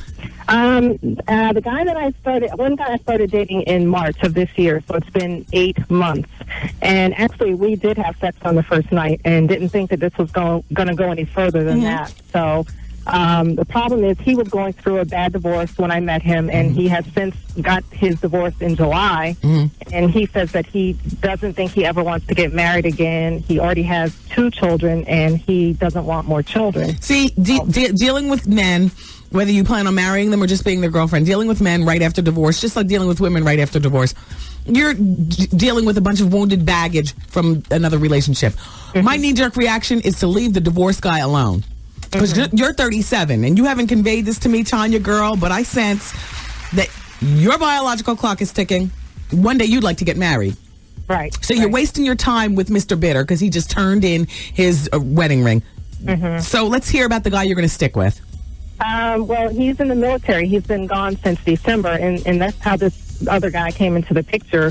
When the guy went into Iraq, he didn't give me a ring, and we've been dating for a year and a half at that point, and I was going to relocate to move with this guy to another state. I quit my job and was going to move with him, but then he got the call to go to Iraq, and I was disappointed that he didn't give me a ring. So he was your boyfriend, and so basically you were cheating on your boyfriend with the newly divorced guy. All right, because we're going to leave. No, actually he wasn't my boyfriend. When he left, we were just starting to get back together because we'd broken up for about a month and a half. So when's he coming back so you can have a real relationship right here in Brooklyn or wherever you're from, Jersey? I actually live in Connecticut. He is actually coming home in a week or two, November 16th or the 18th. So it's coming up, and my question is, I don't know if I should tell this other guy that he's coming home. He knew that I was dating someone in Iraq. This is what you're going to do. You're going to break up with this other guy. You're not going to make it real formal. He was never able to deliver the goods of what you really wanted anyway out of life. What you really want out of life is you would like to have a ring, and there's nothing wrong with admitting that. And you would like to have a family. You owe him nothing, this guy you've been seeing for 8 months. All you were was his go-to girl to soothe his wounds from his wife anyway. You're probably building up more in about your role in his life than you actually meant to him. Call him up, tell him it's over, it's a wrap. You don't have to tell this guy coming home from the military anything. But if he doesn't get on it, and you all can't make something of your relationship by, we'll say May 1st. I'm not talking about a ring. I'm talking about heading there. Because I don't know the intricacies of your relationship. But you know what? Because it doesn't say you have to deal with Soldier Boy either. Right. But as long as he's about to come home, because I was going to say, if he's in Iraq for too much longer, you might want to kiss that one goodbye, too. Tick, tick, tick, boom. 37, ticky, ticky, boom. Right. Right? Yes, that makes sense. Thank you. I mean, my whole thing, and I've seen this so much on like talk shows, Oprah and stuff like that, if what you really want is a particular career in nursing, and you want to be married by a certain age, read that new book, Vows. The girls came up here last week. You got to set your sights on it, and that's what you got to do. And I think that women these days get so caught up in career, and you're supposed to be high and mighty and everything. It's almost like corny to say that you want to get married. It's almost corny to say that is a goal of yours. But guess what? I'm here to tell you, I don't think it's corny. Right, I agree. I also don't think it's for everyone, and I just think that you ride it until the wheels fall off, because that's what divorce is for. But aspiring to be married is not corny. And if you aspire to be married, then you have to date with that in mind, especially at 37. Okay. The divorced man is going to give you nothing. And this he's been good to me, though, Wendy. He gave me a key to his house. Whatever. He's not going to give you what you ultimately want. Yeah. Focus. I just wanted to know if I should tell him that the other guy's coming back. Should I at least tell him that? All right, you can tell him, but also incorporated with that, don't make it breaking up with him about the other guy coming back, but about, ultimately speaking, he's not going to be able to give you what you want. Emotionally speaking, he's wounded. He doesn't want to get wrapped up. He wants good sex, and he wants his freedom. Not just from his wife, but once those divorce papers are dry, from you too. Right. That makes sense. You understand what I'm saying? Yeah, I needed another objective opinion because I've been an emotional wreck over this. Yeah, don't make it.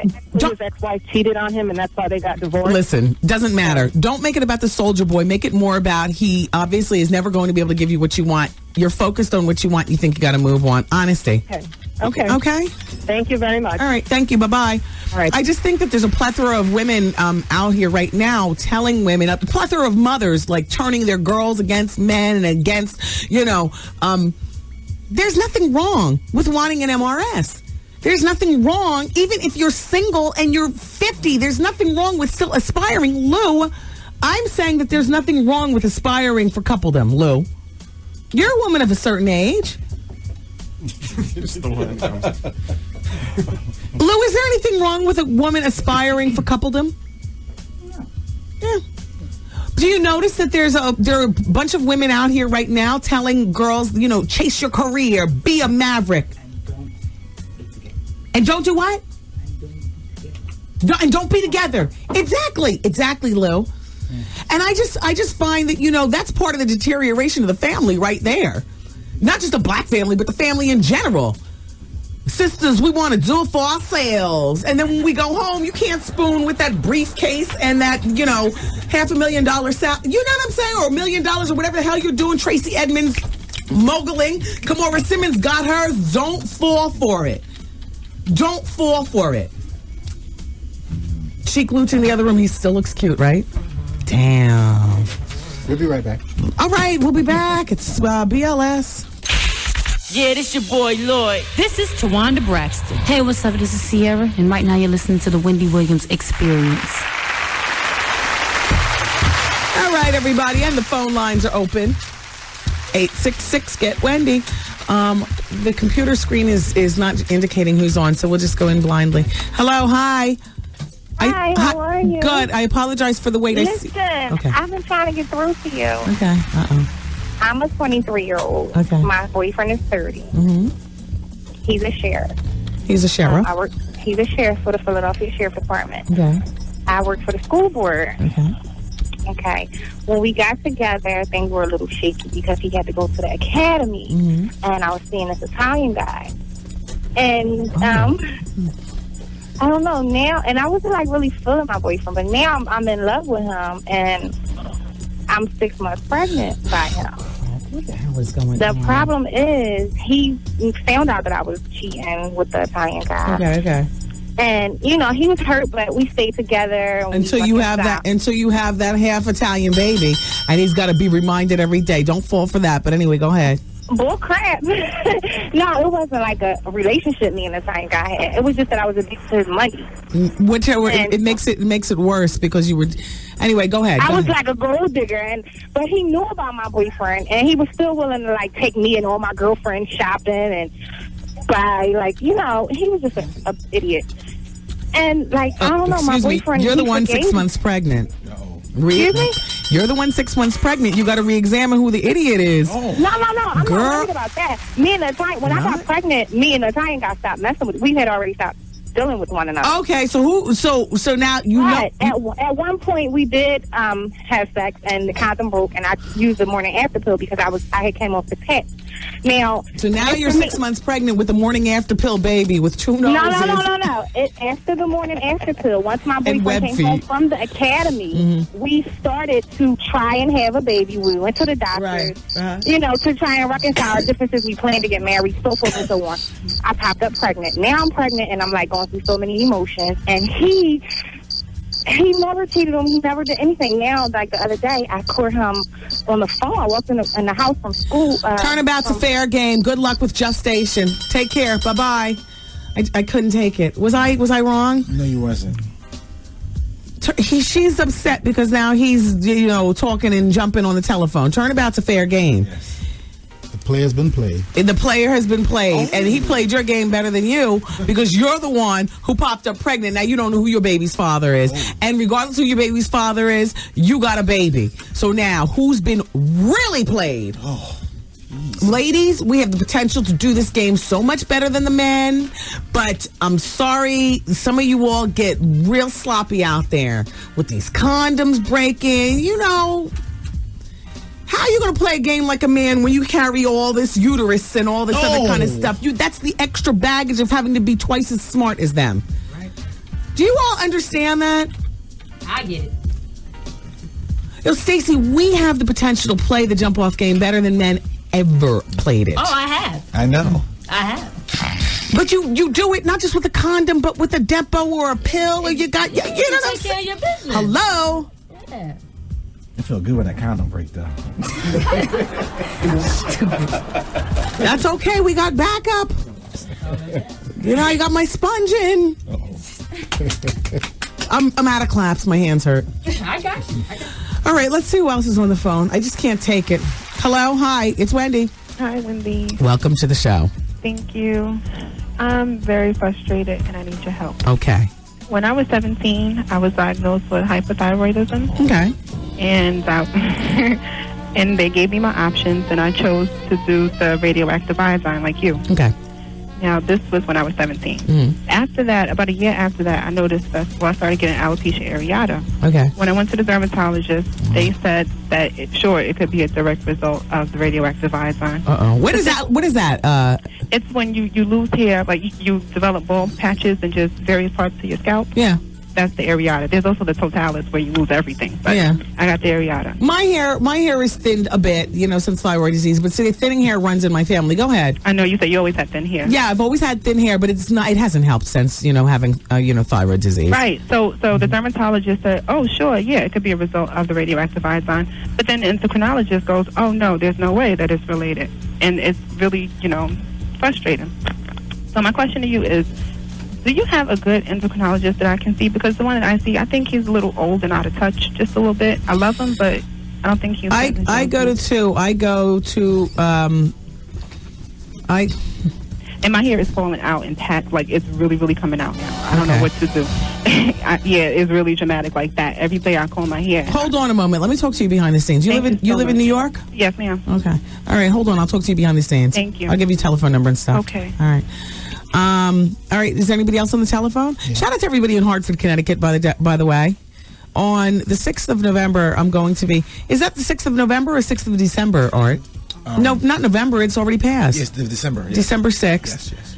Yesterday, I think I said December 26th. Are you sure it's December 6th? No, you're right. It's December 20th. Let me get it out, my bad. Hello? Never mind. Hello, hi. Hi, Wendy. How are you? I'm good. How are you doing? All right, fine, thanks. And I don't even think it's December, Art. We got to get it together. I hope wrong information's not on the website. Good, thanks. How can I help? Okay, I'm 26. Okay, and I just got engaged to a longtime boyfriend of mine. Okay. We have some money saved up, but we don't want to use all of it. Right. And I don't know where to begin with this whole wedding thing. I don't know where to even start. And I just wanted to know if, what was, I don't know, I guess, where to start, what your opinion is. How old are you? I'm 26. No, I don't even know why I answered that. 26, 56, 86. Go to the Justice of the Peace. You're talking to the wrong person. I don't want to rain on your parade, but I just, you know what? That's exactly why I never wanted to have a big wedding like that, because at the end of the day, I don't know where to start. I don't need to be scratching my psoriasis over some damn day with a bunch of phony people in a big white dress and a bunch of stupid gifts, when in actuality, it's not about the wedding. It's about the marriage. And we went to the Justice of the Peace, and I'm sorry, I still can't get over that. One of the reasons, I guess, that wait, hold on a second. When the baby popped out and he was a boy, I said, good. A lot of those, quirky pomp and circumstances that I'm going to ask to be a part of if I had a daughter, I now no longer have to do. If he gets married and she wants a big wedding, fine. I'm definitely not going to be the meddling mother-in-law, because I could give a crap about all that kind of stuff. I just, my thing about weddings is, if you're going to do it as cost-effective as possible. Tacky is not even... I don't even read it as tacky. If your love is your love, and if you survive and you love each other and what... I don't know. I don't know where to begin. You're talking to the wrong person. I might as well be a Jehovah's Witness in a lot of ways, because I don't celebrate a lot of holidays in terms of holidays like that. Like, to me, every day is Christmas. To me, a wedding is like, the thought of it is like, birthdays are like... Oh, yeah, I know about that. Yeah. You know what birthdays are for? Birthdays are for third input. Happy birthday. That was ill. That's crazy. I am sorry. I'm sorry I feel that way. And you know what? I didn't grow up that way. But because I have a plethora of other stuff to manage in my life now, I've become anti-celebratory. Every day is a celebration, especially because I'm always on death's door. It's good to be alive. Exactly, Goose. I survived thyroid cancer. I survived blindness. and a whole bunch of other stuff. I'm just like, every day is a holiday. I'm sorry. All right. Oh, it's Wendy, man. I just found out this morning that my supervisor's pregnant. Damn you, I told you not to do it. Should I tell my wife what's up? Plan on a divorce. And as for your job... WBLS, New York. She's a mother. Hey, Mommy, happy to go. Here. Oh, don't drop it on the floor. Germs. She's crafty. I know how to paint. I can sew. I do a little cooking. She's a singer. Struggle. In and out. Ups and downs. Put that where? Back there. She drops it like it's hot. Brown juice in one hand and get right in the other. She has Tourette's moments. Although I do have to be honest with you, the last time that I went, Dame Dash! What did that have to do with anything? She spazzes out. No, you didn't tear up your 40-something-year-old body! No! She's gangster. Anybody who tries to get in the way is going to get rolled over. She's the queen of all media. Wendy Williams. I'm so sincere with it. Trying to push me. Broadcasting live, it's the queen of radio, Wendy Williams.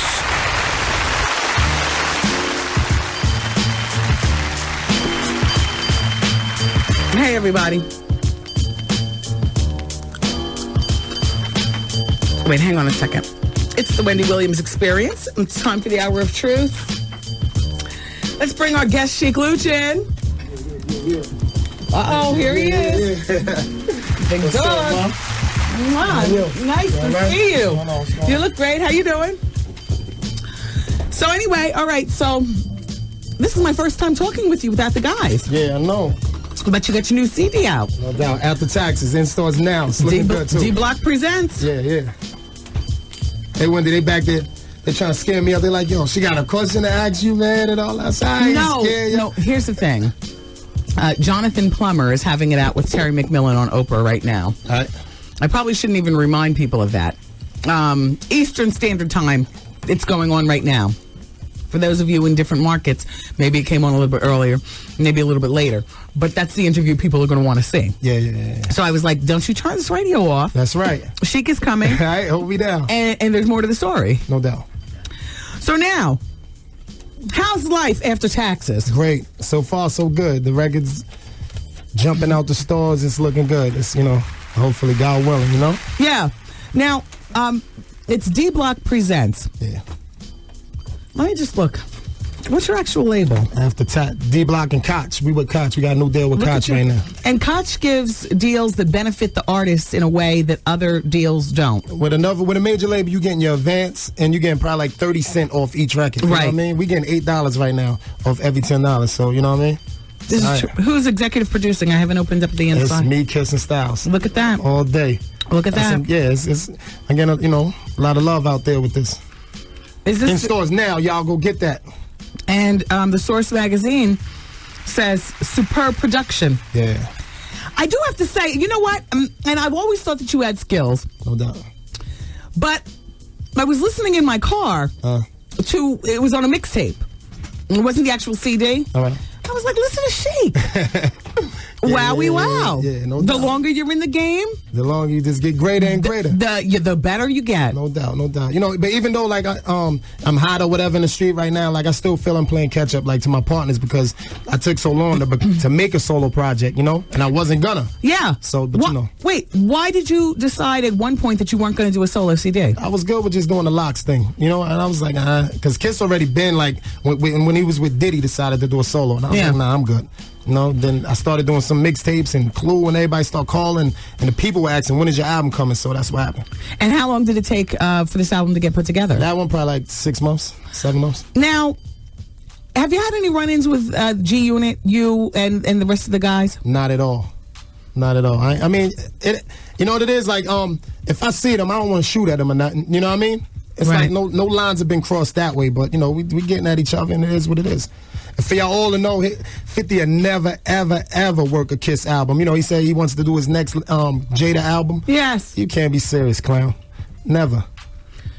So no chance of you going to see Get Rich or Die Trying? The bootleg. I watch the bootleg, study my prey, I read your book and all that just to see, what you're working with. Right. Yeah. Is there any truth to the rumor that Puffy wants to sign you all again? Yeah, he was trying to get at us, but right now we're looking more towards Jay-Z with the whole Def Jam. Yeah, we just doing the paperwork right now. You're being romanced by both, but Jay-Z's come with the paperwork faster. Yeah, no doubt. He wants that Locks album. He wants that. Where do you all want to be in your heart of hearts? If Diddy stepped up, would it be a formidable fight between the two? I'm with Hov on that. You know what I mean? Yeah. We're dealing with Diddy right now. We trying to get our publishing back from Diddy. Yeah. So we still, How difficult is that fight? Or is it between the lawyers at this point, or are you all like this? He still got Biggs publishing. Yeah. So imagine that. Imagine our fight. Yeah. This is the question that I wanted to ask you. Yeah. And as many times as you all have been up here separately, Kiss has been up here a few times, and then you guys as a group. I never asked you this, and I've always wondered, after Biggie's death, how is it that Big Papa, the song, was put out like right away? What was it like the next day? Why was it? How did that song get done so fast? We'll always love Big Papa. I don't know. At the time, like our managers, D&Y came to us like, yo, I got to do a dedication song. And the guy, Dane Grease, made the beat. And I don't know, like we went in the studio, like we came back from Cali probably that next weekend. Yeah. And even Puff had ours before Puff's. But, he moved with his first and I was with Side B and, Yeah. Nah, that go. How did his get done so fast? I have no idea. And it was made after hours. So, that's how he do. I mean, that's what everything, Diddy. Yeah. You know how you do. Jadakiss is still very grounded, he seems to be. Yeah, that's my Let's boy. talk about him behind his back for a moment. Let's talk about Kiss. How does he stay grounded? He's a real dude. Like when he's not doing his music, like we in the hood, we'll go straight to the hood, chill, drink, light up, do whatever, you know what I mean? Yeah. So it is what it is with us. Like and he's on, and a lot of people look at him as a whole nother person, but he's still like, whatever. I'm just, you know what I mean? I'm just Kiss. I guess even he'll be the same way even if he sold 20 million records. Yeah. Real talk. Styles too. Definitely Styles. You know what I mean? All of us. And Yonkers is still home for you? Yeah. Yonkers is home. You know what I'm saying? I bought a house up in Rockland County. Shout out to the whole Rockland County. Go buy that album. Now, you were romantically mixed up with Gloria Velez at one point? Not at all. That came too quick. Not at all. I'm a married man and all that. Not at all. Are you married? Nah, I didn't. We didn't tie the knot, but I'm, my lady. Married in your life? Wifey and all that. In your mind. Yeah. How long have you guys been together? 10 years. Wow. 10 years. Poor her. I got a baby boy. I got Sean Jr. How old is he? One, almost 2. Is that your only child? Yeah. Look at you. Yeah. That changes you, boy. Yeah, it does. That changes you. Everything. You got to think about this little dude every time you leave the crib. Like, Yeah. I used to be gun ho. Let's go out there, whatever. I make it home. But right. Nah, I got to come home. Yeah. Word up. No Gloria Velez.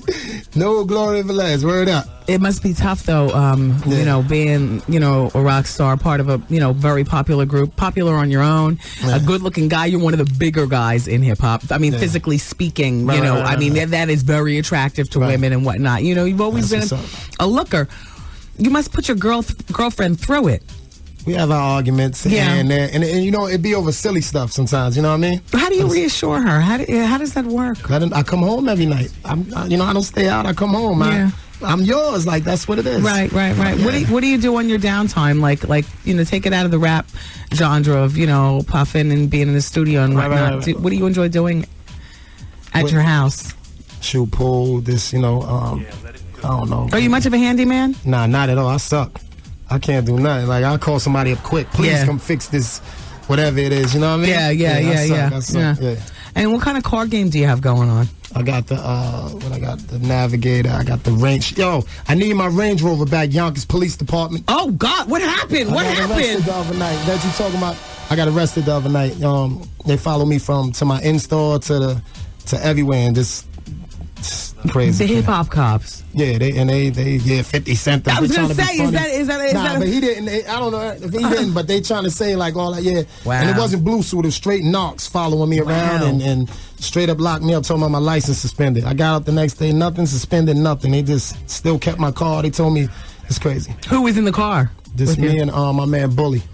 Yeah, and no funny smells, nothing like that. Nah, thank God. Did they run the car looking for guns and weed and They tore whatnot? my car apart. What? Right there in front of me. It was taking my glossies and holding them up, and it asked me, can I sign stuff and all that. What? Yeah. How do you hold your head when you're being mocked? There's a mockery being made while they're trying to, I guess. You feel like, I don't know. I just was cuffed in the back of the car looking at these clowns, man. Like, whatever. I'll be out in a minute. Was there a time when you couldn't harness your temper? It's Sheek Louch, everybody, and I want to know. Right up, D-Block. Nah, I ain't swinging on no cops, man. They ain't gonna gun me down. They wanted to. They was like, yeah, make a move. I'll do this and that. Right. These same clowns you went to high school with, looking at all crazy. You know what I'm saying? They be them same clowns that now they got the uniforms and they mad tough. Are you in your 30s now? Yeah, 30. Right up. You're 30 even. 31. 31. So 10 years ago when you were 21. What I had? Yeah. Yeah, a little crazy, a little nutty. Yeah, probably. Yeah. Depending though, still depending. So where did you meet your wife? You were 21 and you were... the Locks was just popping on. Locks has been around for how long? We've been around since B.I.G. and like 10 years, 11 years probably. Yeah. So she met you probably early. Yeah. You were the cutie from the Locks. I guess. I don't know. Yeah. Why do you put me on the spot with all this cute stuff, man? Well, I'm just saying, how did you meet her? How did that all happen? I seen her. I kicked it to at one of them little clubs. We was at somewhere, I think Jam or something like that. Yeah, right. Some little bar, and I seen her. I like what I saw, and got to know her. And that was it. Wow. Did you sleep with her on the first night? We were talking about that last hour. And I was saying that, sometimes men and women or whatever can sleep together the first night and it blossoms into love, and the man doesn't necessarily look at you as the whore. It's an individual thing. But every dude is trying for that. Yeah. Don't get me wrong. Like everybody that's your girl wasn't from the jump. Right. You know what I mean? Everybody was trying to hit it. Right. Then after she's mad cool. Like that's how it goes most of the time. You're lying if you say I just kicked it just to get to. I don't know, whatever. How long did it take for you guys to sleep together? I don't even know, man. It was a while. But if she was worth the wait. Definitely worth the wait. Excellent. Excellent. Yeah, Excellent. All right, wait. Elisa, who books the show, Elisa Payne, just came in. Yeah. Now, I have to ask you one question. Are there any developments on the cancellation of Lisa Ray's wedding? No, Lisa Ray was getting married, and now the wedding, it's up subject. There have been none. No updates? No. They're still not talking. Any updates on the Halle Berry, Michael Ealy baby? I wasn't pursuing that one, but I will. Well, then let's talk about Brandy's man. Now, Sheek, I know you came up here to talk about your CD. But What's going on? There's some. Oh, by the way, I want you, if you're possibly available on December 22nd, I would love to see you at my Dons and Divas extravaganza. We there. Book us in. Fill us in. It's going to. First of all, it's hosted by Mary. I was about to ask that. Yonkers is in the building. What up, Mary? Yeah. So we there. And bust the suit. Can you do that? Suit and booty.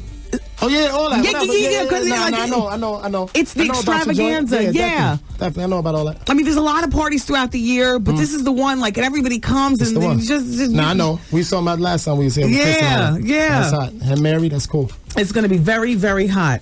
Now, Brandy was engaged, Sheek. I don't know whether you follow, the street news, all what's going on. Yeah, go ahead.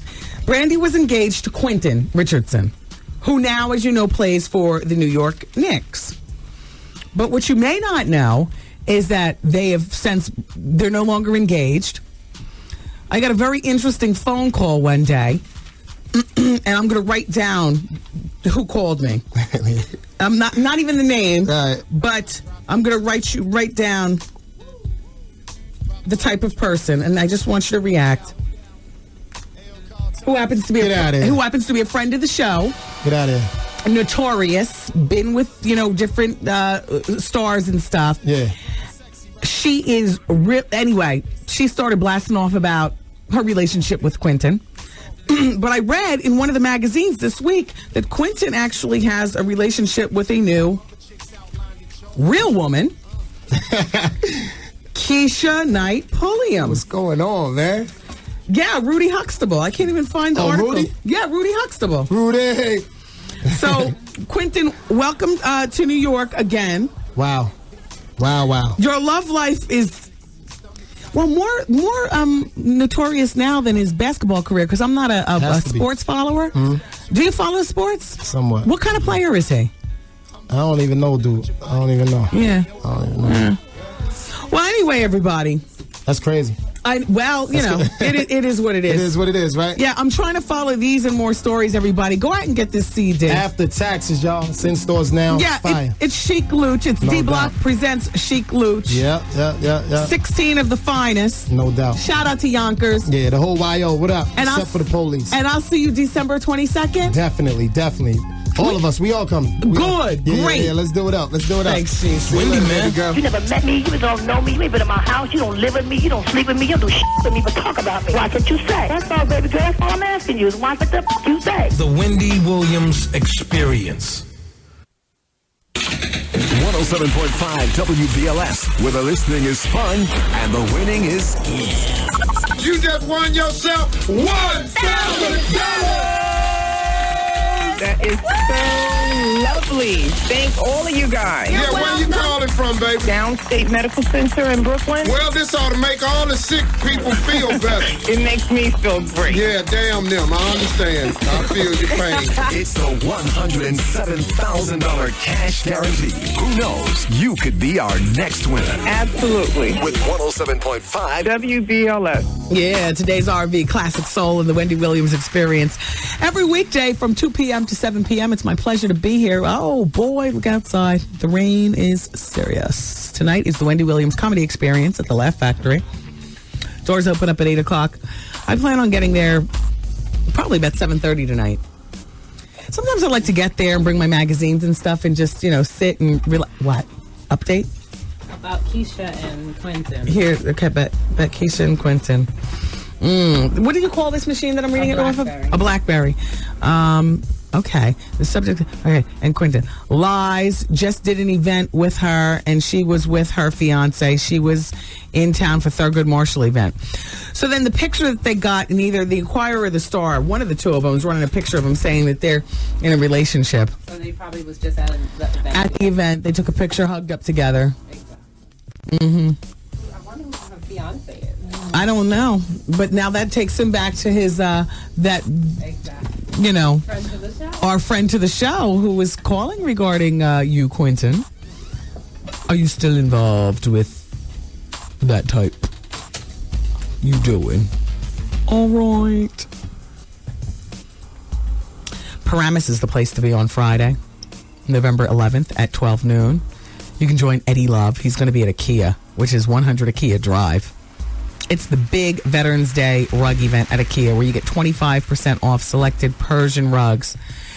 IKEA sells Persian rugs from Persia? Wow, fancy. Plus, they got great prices on natural hide rugs, and the BLS Dance Van has got some great stuff inside. Some freebies to go while supplies last. So all that is going down. Don't forget on Friday at noon at IKEA in Paramus, New Jersey with Eddie Love. Man, that's real nice. The Locks are going to come through with their hard bottoms for the Dons and Divas extravaganza. Remember I was telling you yesterday, 5 hours of open bar for the whole party. For the whole party. Whether you're VIP, whatever. 5 hours of open bar. Now, if your tank can't be full after 5 hours open bar, I don't know what to tell you. Mary J. Blige is hosting an exquisite event. Shout out to Question Mark Entertainment, Face Down Entertainment. I wish you all would let me tell everybody where Dons and Divas Extravaganza is this year. So we can really just get this thing going. There are going to be a limited amount of tickets available to be purchased. The main way people will be getting in is by winning. Yeah, by winning. It's going to be great. So the availability and the purchase ones, I'll announce that sometime between now and soon. And then the date, don't forget, is Thursday, December 22nd at a secret location for now. Because eventually I'll tell you. As soon as I get told, I can tell you. In Manhattan. Yep, last year I was in Atlantic City. And like that, so. Mary CD comes out 2 days before, too, on December 20th. So she'll be in a real celebratory mood. Shout out to Kendu, her husband. So Mary's going to be our hostess. And we've got so many surprises and treats to announce. It always goes down this way. Oh, I love the Dons and Divas Extravaganza. Love, love, love. Don't forget the theme this year. It's the Black Party. So how difficult is it to find something black that looks fabulous on you, yet you feel comfortable enough to wear it, all night long? And even after you drink for 5 hours for the 5-hour open bar free, you still don't feel sloppy like you're pulling at your seams and your hem. Don't you hate that? I'm pulling and tugging and stuff. Nah, it's going to be a party. You don't want to have to do that. Let's talk about LA weight loss. 1-800-448-TRIM. 1-800-448-TRIM. So I lost the 17 pounds on LA weight loss. I feel great. And they want me to pass along to you a savings, as if they're not affordable enough. They're affordable. I mean, in the realm of weight loss programs, LA weight loss is affordable. But for this week, if you join LA Weight Loss, or if you're already a client of LA Weight Loss, listen, it's only $5 for the week. That's what's up. Exactly. Find out more about that deal and how you can get signed up if you're not already. 1-800-448-TRIM. 1-800-448-TRIM. Thank you so much, LA Weight Loss. So we got telephone calls to take. We still got more chat about to go. You want an update? An update on? Terry and somebody called. Oh, I would love. Oh, yes. Let's go to the phones. Let's see. Are they already on the couch and talking? Somebody said he spent the night at her house. Oh, boy. Hello? Hello. Hi, it's Wendy. Hi. How you doing? Good. Good. What's going on? I just had a problem. I just want to know if you can answer my question. Okay. Let's. All right. I was with my boyfriend for 5 years, and we eventually broke up because we were having some problems. Mm-hmm. And one of the things we were arguing about was this girl who was always hanging around him. Uh-oh. And when we broke up, I found out 9 months later that she had his baby. Okay. And I know he loves me from the bottom of his heart, and he wants to get back at me. But I don't know if I can get past him sleeping with the girl that he know I hated. I hated her. How old are you? 21. I was with him for 5 years. Move on. But it's hard to. I understand. This is one of the people that, he gets me. I'm not a I understand. person to get along with, and he gets me. I understand what you're saying. Do you have children of your own? No. Okay. Do you really want the baggage of having to, at 21 years old, having to deal with a guy who's got a child, who's with somebody who you don't like, cheated on you, and had the baby with her? He didn't cheat on me. We had broke up. Oh, you broke up at that point? Yes. But no telling how much sex they had prior to you all breaking up. All of a sudden, he's having sex with one of your arch enemies. What makes her your arch enemy? She wasn't. She was his girlfriend and his sister's boyfriend's niece. And I just got a bad vibe from her from the first time I met her. She always came in the house, and she would ask, where is he at? Ask about him, and I'm thinking to myself, why are you asking about where he is? Relationships are a lot of drama. Being 21 is even more drama because you're trying to sort out who you are in terms of your education and your career and your place in the world, and all these things have to do with the who am I? You see what I'm saying? Yeah. And all of the drama of you having this boyfriend with this baby's mother that has his child, so she will forever be there, and you don't like the girl. Do you really need that kind of stress in your life when life is stressful enough? I don't know. That's what I call. Okay. Well, if you want my opinion, I say get over it and get over him and move on. Okay. Thank you. You don't need that drama. All right. Bye-bye. Bye. Hello. Hi. It's Wendy. Yeah. I want to ask a question. Oh, okay. Welcome. How you doing? Good. What's your name? Sean. Okay. Go ahead, Sean. Take a deep breath. All right. I'm talking to Wendy right now? Yeah, this is me. How you doing? Oh. What's up? What's good? Well, I'm waiting for you. Go ahead. All right. Here's my question. Mm-hmm. All right. It got kind of like a little background to it, all right? While I was growing up, I never messed with no girls like that, you know what I'm saying? I was kind of fat, kind of awkward, you know what I mean? Yes. When I went off to college, I got caught up in a little thing where I had to go in jail for maybe 18 months, right? Okay. Do you mind me asking what the little thing was? Oh, it was a little doing something I had no business doing. Okay.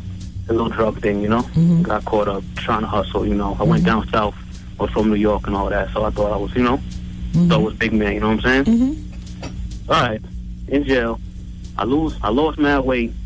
I hit the weight crazy. Right. So now, basically, I got a lot of girls sweating me now, you know what I'm saying? Right. It's like... It's the Mike Jones syndrome. Yeah, yeah. You know what I'm saying? Mm-hmm. But now, from time, the girls used to diss me back in the day, I got a lot of animosity towards girls, like, you know what I'm saying? Well... not towards girls like you want to be gay? Is that what you're saying? Oh, no. Hell no. You have animosity because you're thinking in your mind, if you only knew me back then, you wouldn't have cared about me. And I'm a much more beautiful person inside than I am outside. And right now, what you're falling for is this new shell. You know, I can relate to what you're saying. I absolutely can relate to what you're saying. Okay. So, what's your question to me? All right, my question is this. Every time I'm with a girl, after I bust off, when we finish, I'm hitting it, I bust off. It's like this animosity makes me feel like repulsed for shorty. Like I'm disgusted by this girl. I don't want nothing to do with her. You know what I'm saying? Yeah.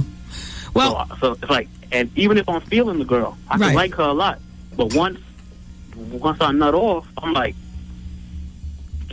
I want her to like move away from me. I'm like, right, because she wouldn't have been away from me. Because inside you're the same beautiful person that you were when you were fat. And girls dissed you. Well, you know what? Here's the thing. I understand your feelings, but you can't take that out on the whole female race. And you're quite right. There might be a lot of these girls who are interested in you now who wouldn't have been interested in you when you were fat. That's not their fault. It's not your fault. But you know what? I would say harness your anger. And do you believe in therapy? I never tried it before. So would you be willing? I guess maybe. I mean, if not, then use yourself as analyze your own feelings and stuff. And this is between you and inside your head. Okay. So, harness that. All right. Don't let those feelings control you. And and I'm glad that you called. All right. Thanks a lot, Wendy. All right. Have a good day. All right, bye. All right, so we're going to keep going with this break, and don't forget, Vaughn comes up at 7 o'clock. It's the Wendy Williams Experience until 7 on 107.5 WBLS. It's Wendy, the greatest show on earth. Wendy Williams Experience.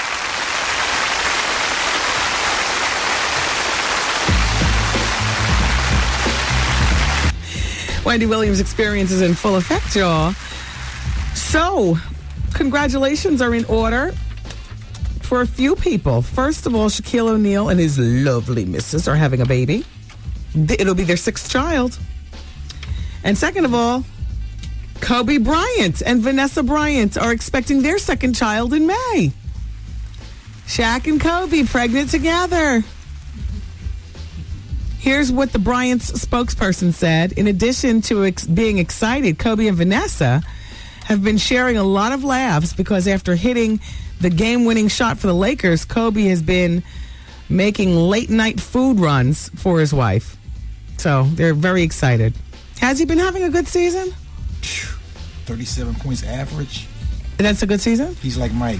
Oh, wow. Still arrogant as ever. I love it.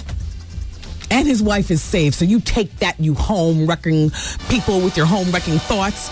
Not only are we staying together, but we got a new makeup baby. And I got Shaq out of my hair. Life, it's good to be Kobe, I guess. That's nice. Congratulations. Congratulations. And Shaq, this is his 6th child. Now, do we count that secret one, which isn't such a secret? I mean, is this his 6th one with his wife or the 6th one with the jump-off wife, whatever? Okay. All right. Well, congratulations to Shaq then. He's 30 years old. He's got his 6th child on the way. He's still got that $1 million smile, 1,000 watts there. His lovely wife, Shawnee. Now, this says that they were married in 2002. They each had 1 child from a previous relationship, and they have 3 children together. So, it's even. 1 and 1, and now 3. Nice. Oh, by the way, shout out to the woman who called last hour, and she was asking about planning the wedding. So to her, she didn't know where to turn, and she asked me, and I said, I don't know. I'm not into the pomp and circumstance of that, but Somebody, Ms. P, was nice enough to send this, saying you can go to www.thenot.com, Knot, and they give you the total wedding guide for a bride-to-be. It's going to tell you everything from your checklists and what to do month by month, where to find your reception. Ms. P said that she also got a lot of help from fireyourweddingplanner.com. Good money-saving tips. So this is great. Thank you so much, Ms. P. Thank you very much for that information. Raven is busy watching Oprah while listening to the show, and he's saying that the body language with Terry is crazy. Now, we don't have a television back there, do we, Shaylin? No, we don't, but I stopped in the kitchen. How does it look? Oh, it's terrible. It's like they're ganging up on him. She's rolling her eyes and snapping her neck. And what's Oprah doing? What's her position? Oprah, she has her arms folded. She asked him, why do you deserve money?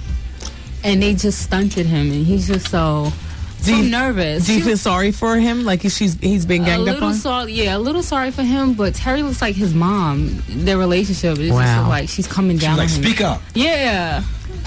Answer the question. How is the audience reacting?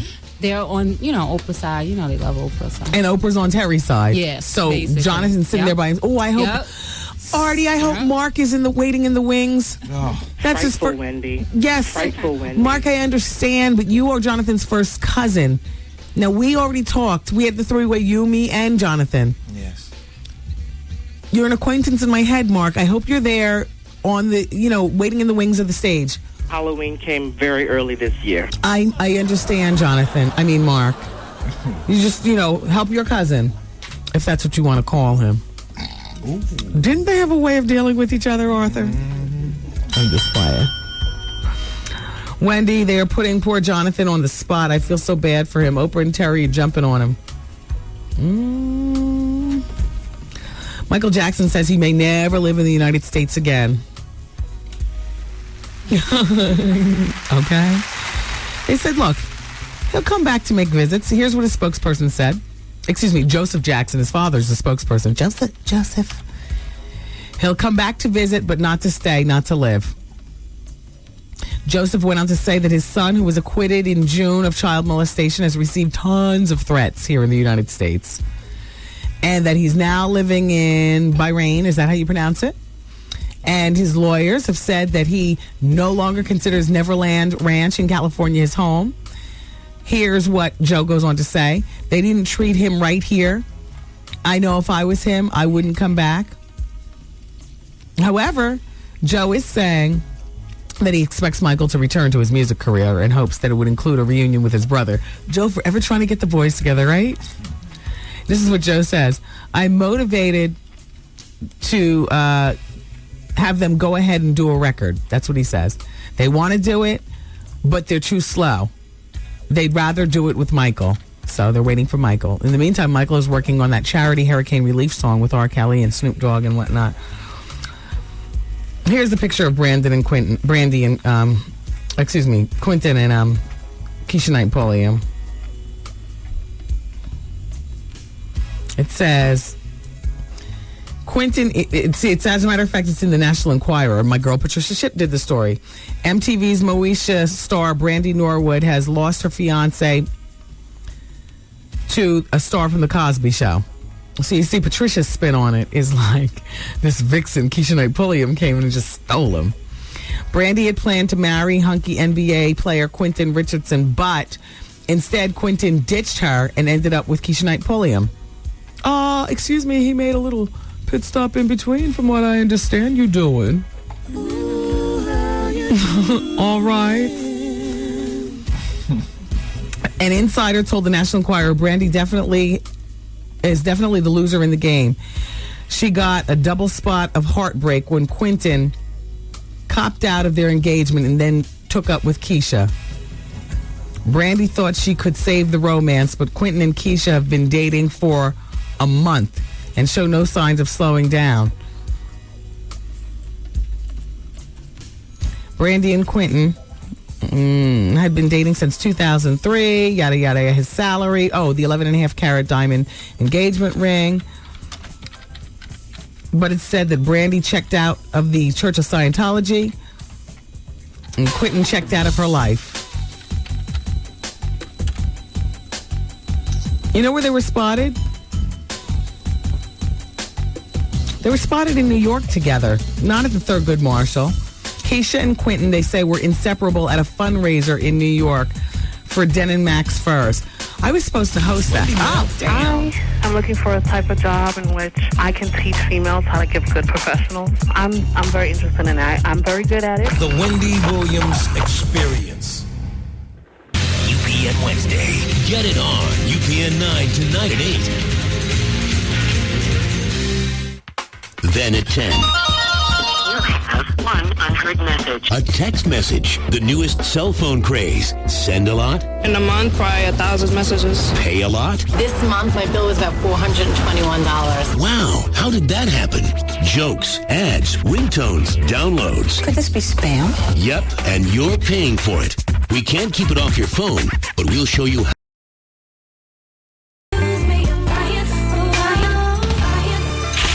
Yo, what's up? This is Anthony Hamilton. What's up, yo? This is Angie Stone. We're Boys to Men. You're listening to the Wendy Williams Experience. She takes my money when I'm in need. Hey. Yes, it's the old nigga. Ow. Way over time. Hey. That digs on me.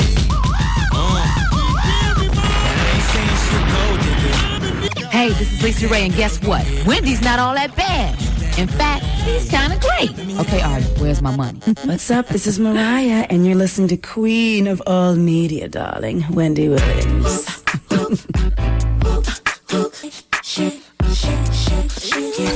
Don't come around here with that Wendy Williams. Get your facts straight or shout. Experience. Yeah, everybody. Moving and grooving right through the last hour of the show. I'm glad you're here. Well, the people poll question for yesterday was, do you choose respect over love when choosing a mate?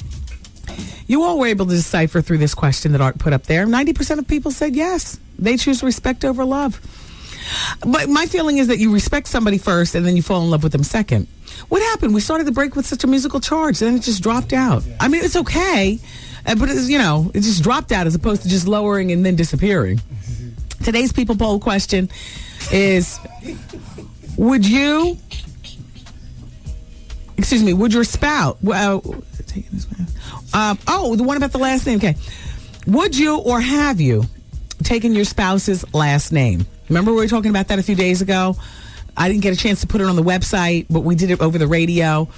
And you all were mixed on that, and I was giving the stats of, it's 5% of women that were surveyed in this big, a couple thousand women surveyed. 5% of them hyphenate. 6% of them want him to take her last name.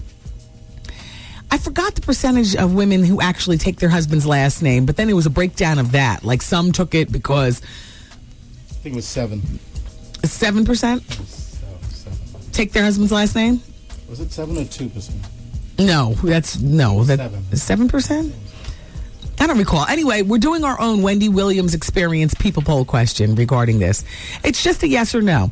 Would you or have you, as in you're married now, and the would you is you'll marry in the future. Would you take or have you taken your spouse's last name? Yes or no? And you can go to thewendywilliamsexperience.com. I guess this guy was just so Hollywood happy with his role on Desperate Housewives that he was just, all up to all kind of clownish shenanigans, this Paige Kennedy. We talked about it briefly yesterday, but I have more to the story. Paige Kennedy, for those of you who watch Desperate Housewives, he is the cellar dweller, the guy who lives in the cellar. Art, do you watch? You watch. Yes, you do. Paige, we barely see him. You wouldn't know him if you saw him at the 7-Eleven because he hasn't been visual enough on the show. Right. Well, this guy, Paige, was apparently, and I talked about this briefly yesterday, but this is more like I just said, was fired from the show for flashing people on the set. But here's the more to the story. The allegations came from a young female assistant on the set of Desperate Housewives. This is the first incident. She was summoned for a scene. I guess, maybe a stand-in or whatever. She's an assistant on the set. Well, he opened the door and was standing there with his private parts hanging out of his shorts. Guess he was in character. Well, and she didn't find it funny at all. But after the private parts, after she sees this, he allegedly made a sexual remark to her. Jokes on the set, say. And then a few days later, this is in later October, he allegedly flashed a female assistant director on the set of Desperate Housewives. Oh, hell no. And she cursed him out and reported it to the main producer. And after word got out about the first girl who admitted that things happened to her, there was an investigation and then Paige was fired. And people are mad because they say it took nearly 2 weeks to fire the guy after the first, thing popped up, so to speak. And the other stars are not all upset over him leaving. He's 28 years old, and he was in the film SWAT. He also had a role in 6 Feet Under, NYPD Blue, and The Barbershop on Showtime. But the reps are saying, I have no comment. He's not going to talk about it.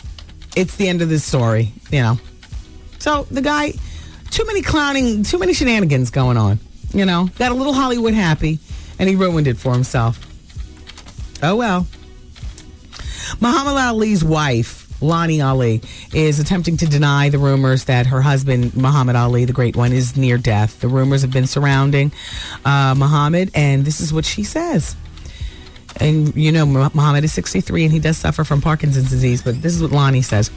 There is no truth to the gossip, which is very hurtful to Muhammad, his family, and his friends about a sudden decline in Muhammad's health. And of course, the rumors continue to widely circulate via email and all across the web about Layla Ali. And here's the official email. Many of you have already seen it. It says, Layla Ali and her husband manager's divorce is final. The two have been separated since January. Their divorce became final November 1st.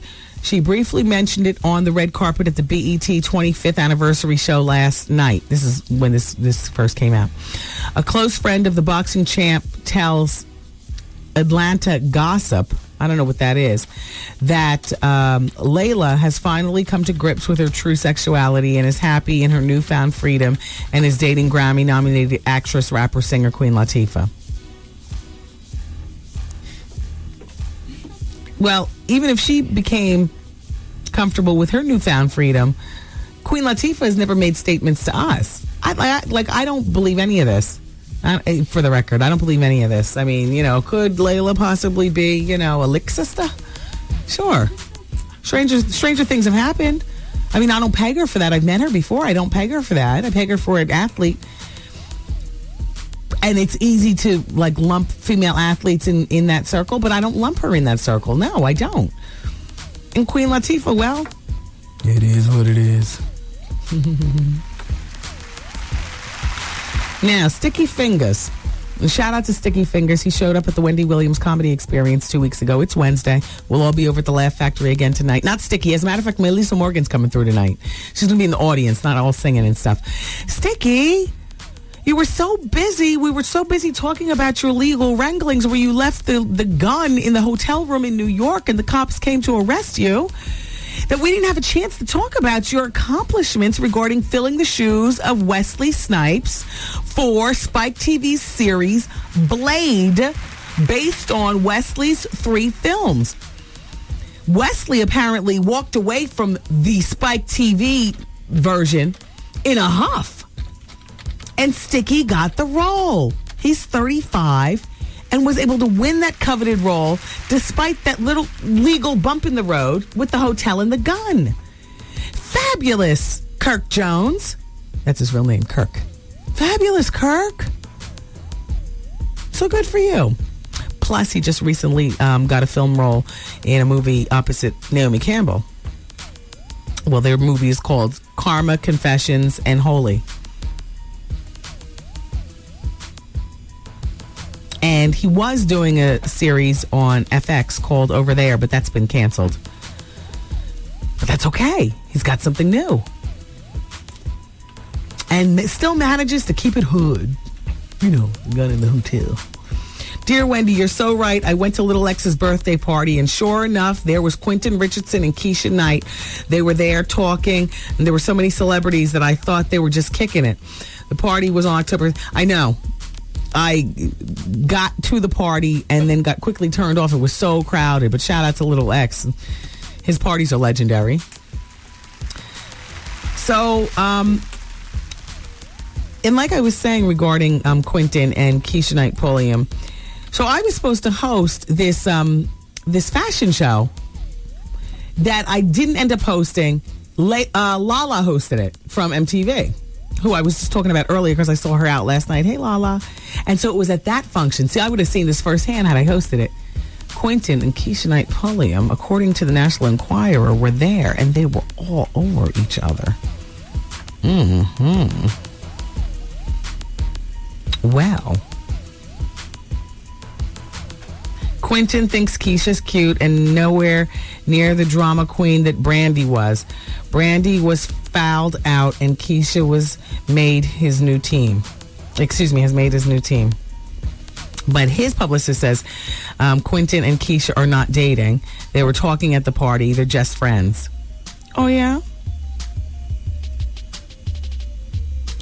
Quentin, have you spoken to our mutual friend in Chicago recently? Everybody, you know what friend I'm talking about. See, because I don't think Keisha was the demise of their relationship, you know. Not that I think that our friend in Chicago was, but maybe, just maybe, somewhere in Brandy's high maintenance, and I do believe that she's probably high maintenance, she probably has a terrible temper, but somewhere in there, Quentin, are you sure that it wasn't that Brandy discovered a secret that you've been keeping?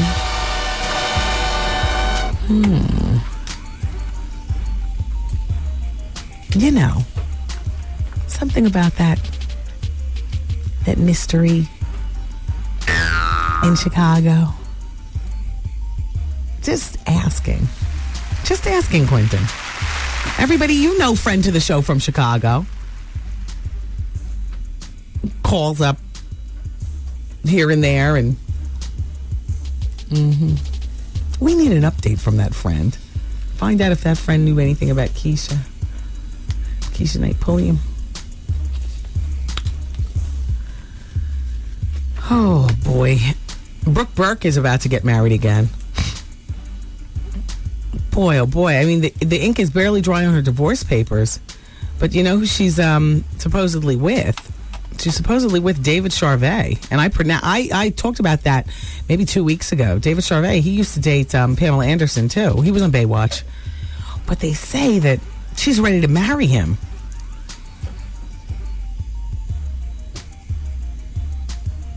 Well, actually, they say her divorce was finalized in July from her plastic surgeon husband. So,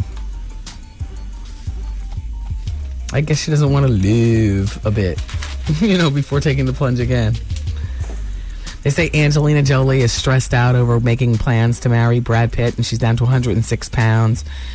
And the pressure, of, I guess, the Hollywood spotlight, people criticizing their relationship or watching to see, when it's going to unravel or whatever, is taking its toll on her. They say she's wasted away to nothing. She has so many irons in the fire right now. She refuses to slow down and relax. Busy with the kids, her career, the volunteer work, plus supporting Brad through, his divorce and organizing her own wedding.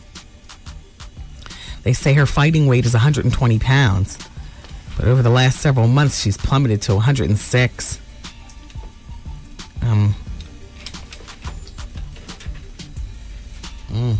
Let's go to the phone, see what people are talking about. Hello, hi, it's Wendy. Yes, what's up?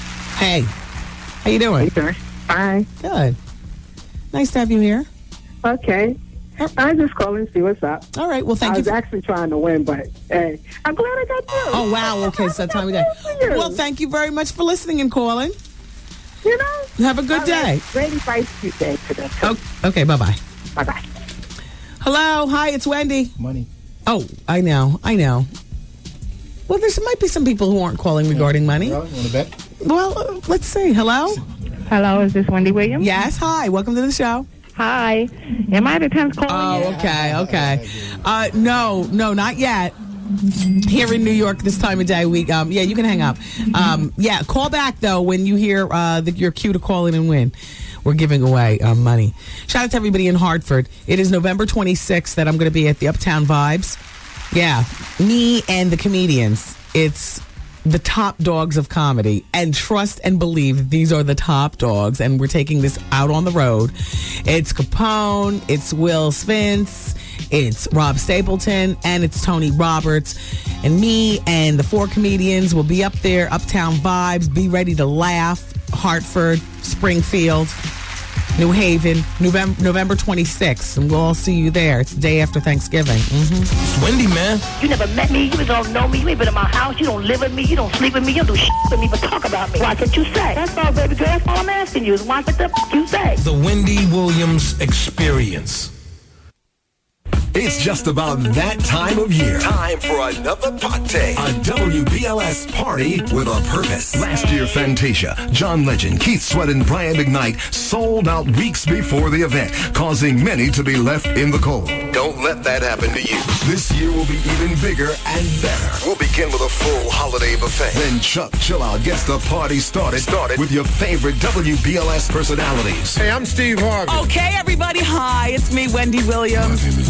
This is Champagne. Good boy David Levy rocking you and popping you. And this is Mark Jordan. Then get ready when Jaheim hits the stage. Yo, what's up? This your boy Jaheim. It's gonna be a party, y'all. And Donnell Jones. Hey, what's up? This is Donnell Jones. Along with Jamie. Hold up. You can't say that just yet. You want Just let them know when and where it's gonna be. They already know the entertainment's gonna be banging. Mark your calendar for Saturday night, December 17th. It all goes down to the Broadway Ballroom of the Marriott Marquis Midtown. Oh, you doing it like that, huh? That's right, the Marriott. Tickets available now at all Ticketmaster locations. Proceeds to benefit Safe Horizons and Day One. Putting an end to domestic violence. The WBLS Christmas Party with a Purpose 2005 is brought to you by our friends at the New York Department of Health, urging all New Yorkers to get their flu shots by logging on to nyc.gov.com to find convenient flu shot locations. It's a party with a purpose.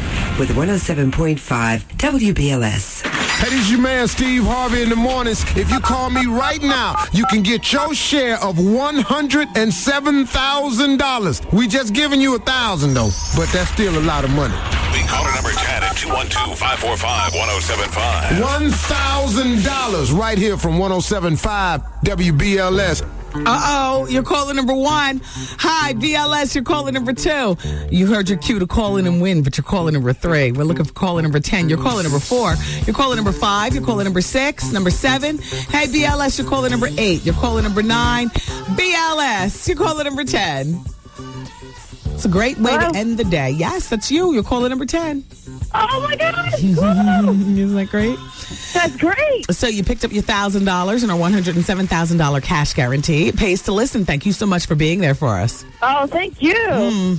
So what's your name? Where are you calling from? Dawn. I'm calling from Downbrook. Okay, good, Dawn. So take your money. We're going to put you on hold and take all your information behind the scenes, okay? Okay, you got it. Let us know your radio station with the $107,000 cash guarantee. That's WBLS. Terrific, Dawn. Hold on. Yeah, this hour of the show is brought to you by MCU. And thank you so much for being there for us, MCU. The winning continues tomorrow morning at 7:15 with the Steve Harvey Morning Show. You listen for Steve and his cue to call in and win. Then again at 12:15 with the Mark Jordan Midday Show. And then once again about 5:25 with the Wendy Williams Experience. Oh, it goes down like this every weekday. So 3 times a day to win, 5 days a week. Geez, your chances of winning are, well, bigger than most stations. Yeah, the home of the $107,000 cash guarantee. Here you go. Here's the paper. All righty, everybody. We're going to continue with the break. Vaughn's up at 7 with the Quiet Storm. Don't forget, top of the hour, 6 o'clock, we've got the bonus hour on 107.5 WBLS. Next is Wendy with the throwback from way back. The Wendy Williams Experience. The Wendy Williams Experience. Hey, yo, what up? This is Kwame, a.k.a. K1 Mill, listening to Wendy Williams, the Wendy Williams Experience.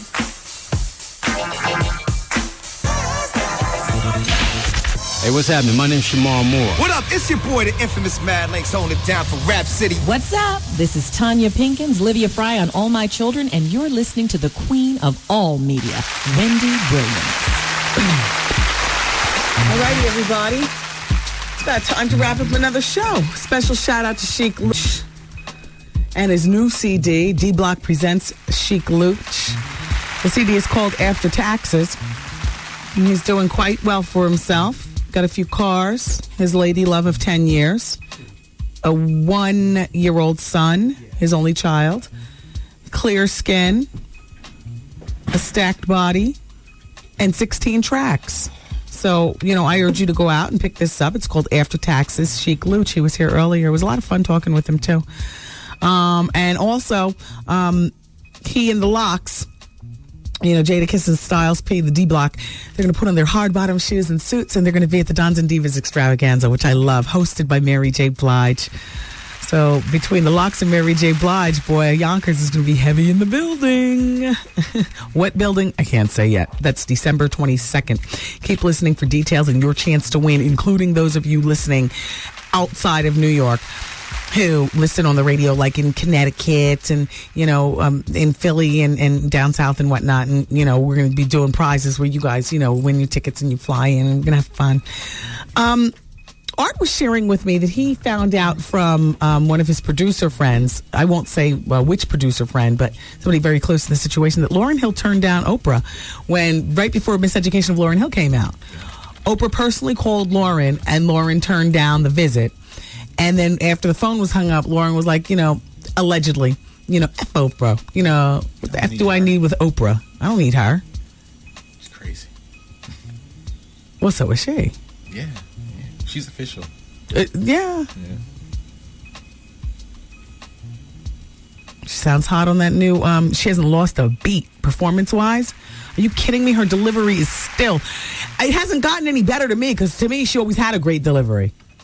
From how she sings to how greasy her voice quality when she rhymes, the way she pronounces words and the quality of her voice. Wendy, Terry McMillan's body language showed she still loves Jonathan. She's trying too hard to be tough on Oprah earlier today. I didn't buy it. She even had the nerve to let him spend the night with her. And not only did he spend the night, but they took a bath together. And then she said that she did that because he didn't have a tub where he was staying. On Oprah, he said this, Wendy, please. All Jonathan had to do was say he was bi instead of gay, and she'd be with him. Stop fronting, Terry, this person says. And as for Oprah, this person goes on to say, she was supposed to be neutral, and she was biased. That was supposed to be their forum to confront each other publicly. And all Oprah did was gang up on Jonathan. Typical Oprah. Even a gay man doesn't stand a chance on her show. How you doing, Oprah? That's what this person says. And to give you a quick update on the Lisa Ray wedding, there is a statement regarding the extravaganza. And so I will read you the statement, and then I'm going to go to the telephone for last-minute goodbyes or comments. Yes, thank you, Arthur. The extravagant 2-day wedding event of Lisa Ray McCoy and the Honorable Chief Minister Michael Missick, Turks and Caicos Islands, has been postponed, the couple announced in a statement. The wedding festivities were set to begin on December 27th, followed by a ceremony on December 28th in the Turks and Caicos Islands. However, the bride, star of UPN's All of Us, and her fiancé point to unnamed obstacles in their decision to put the ceremony on hold. The couple's statement goes like this, everybody. Due to circumstances beyond our control, the readiness of the venue, and the holiday travel limitations, we have decided to postpone the nuptials. Please note that we apologize for any inconvenience to our guests. We hope you have a fulfilled and pleasant holiday. Peace and blessings to all. Okay. All right, let's hit the phones. Pharrell, by the way, and Gwen Stefani are going to be performing their new single, Can I Have It Like That? That's going to be performed by them on the upcoming American Music Awards, which are scheduled to be live on the TV, ABC, November 22nd. Hello, hi, it's Wendy. Hi, Wendy. Hey. I love you. This is Wendy from New Jersey. Hey, Wen. I've been a fan of yours since I was in high school. I hope that doesn't make you sound old. No, it probably makes me sound old. I don't feel old. How old are you now? I'm 33. Oh, my gosh. I have lived. I have been around. Let me just tell you. Okay. I love you. Thank you. I love Star. I hate the music. Is there ever any chance that you guys will get together and get a satellite station? And do no music? Yeah. No music at all? No music. Just talk. Star in the morning, you in the afternoon. Well, you know, there are cities that have it served up like that. Shout out to everybody listening on Power 99 in Philly. Right. Where it goes, and Power 104.1 in Hartford. I know. But I'd love to hear you guys on satellite without the radio, without the music. I'd be willing to pay for it because I love you guys that much. Wow. Well, I thank you so much. You're welcome. I thank you on behalf of Star, too. Have a great day. All right, bye-bye. Bye-bye. Yeah, the number one hater. Hey, Star. Hey, Star, you know, I want you at my Dons and Divas extravaganza. No, you're going to get a formal invitation and stuff, but I know that you look for the grown and sexy parties. December 22nd, hosted by Mary J. Blige. There's a host of a whole bunch of, it's going to be great, Star, right here in New York City. Hi, how you doing, dude? Good, how are you? It's Fez from Philly. Hey, Fez. I just wanted to thank you because you gave me some really good advice like a few weeks ago, and I took it, and it worked out really good. Oh, I'm glad things worked out then, Fez. I know. Wendy, I wanted to ask you a question. Okay. What did you do to lose all that weight? Because I was looking through your book, and you used to be really big. Thanks, Fez. I got a bit of plastic surgery, including a talk, two rounds with the liposuction, and my 17 pounds actually lost or weight loss. Okay. Real. Yeah. Well, I'm not fat. I was just being. Yeah. No, you Fez. I did grow a fat kid, so you know, and every day's a struggle. I know, but you look fabulous, so who cares? Thank you, Fez. All right, I love you. I love you too, and love to everybody there in Philly, and the whole state of New Jersey, Delaware. What's going on? All right, you all. I love you for listening. Love, love, love. Don't forget to go on the website, okay? The WendyWilliamsExperience.com. The people poll question is, would you or have you taken your spouse's last name? Ladies, that question is for you. So we'll talk about that and the celebrities and other stuff tomorrow. Take care. Bye-bye. These party people. See you later. I'm saying bye-bye. Good night. Program complete.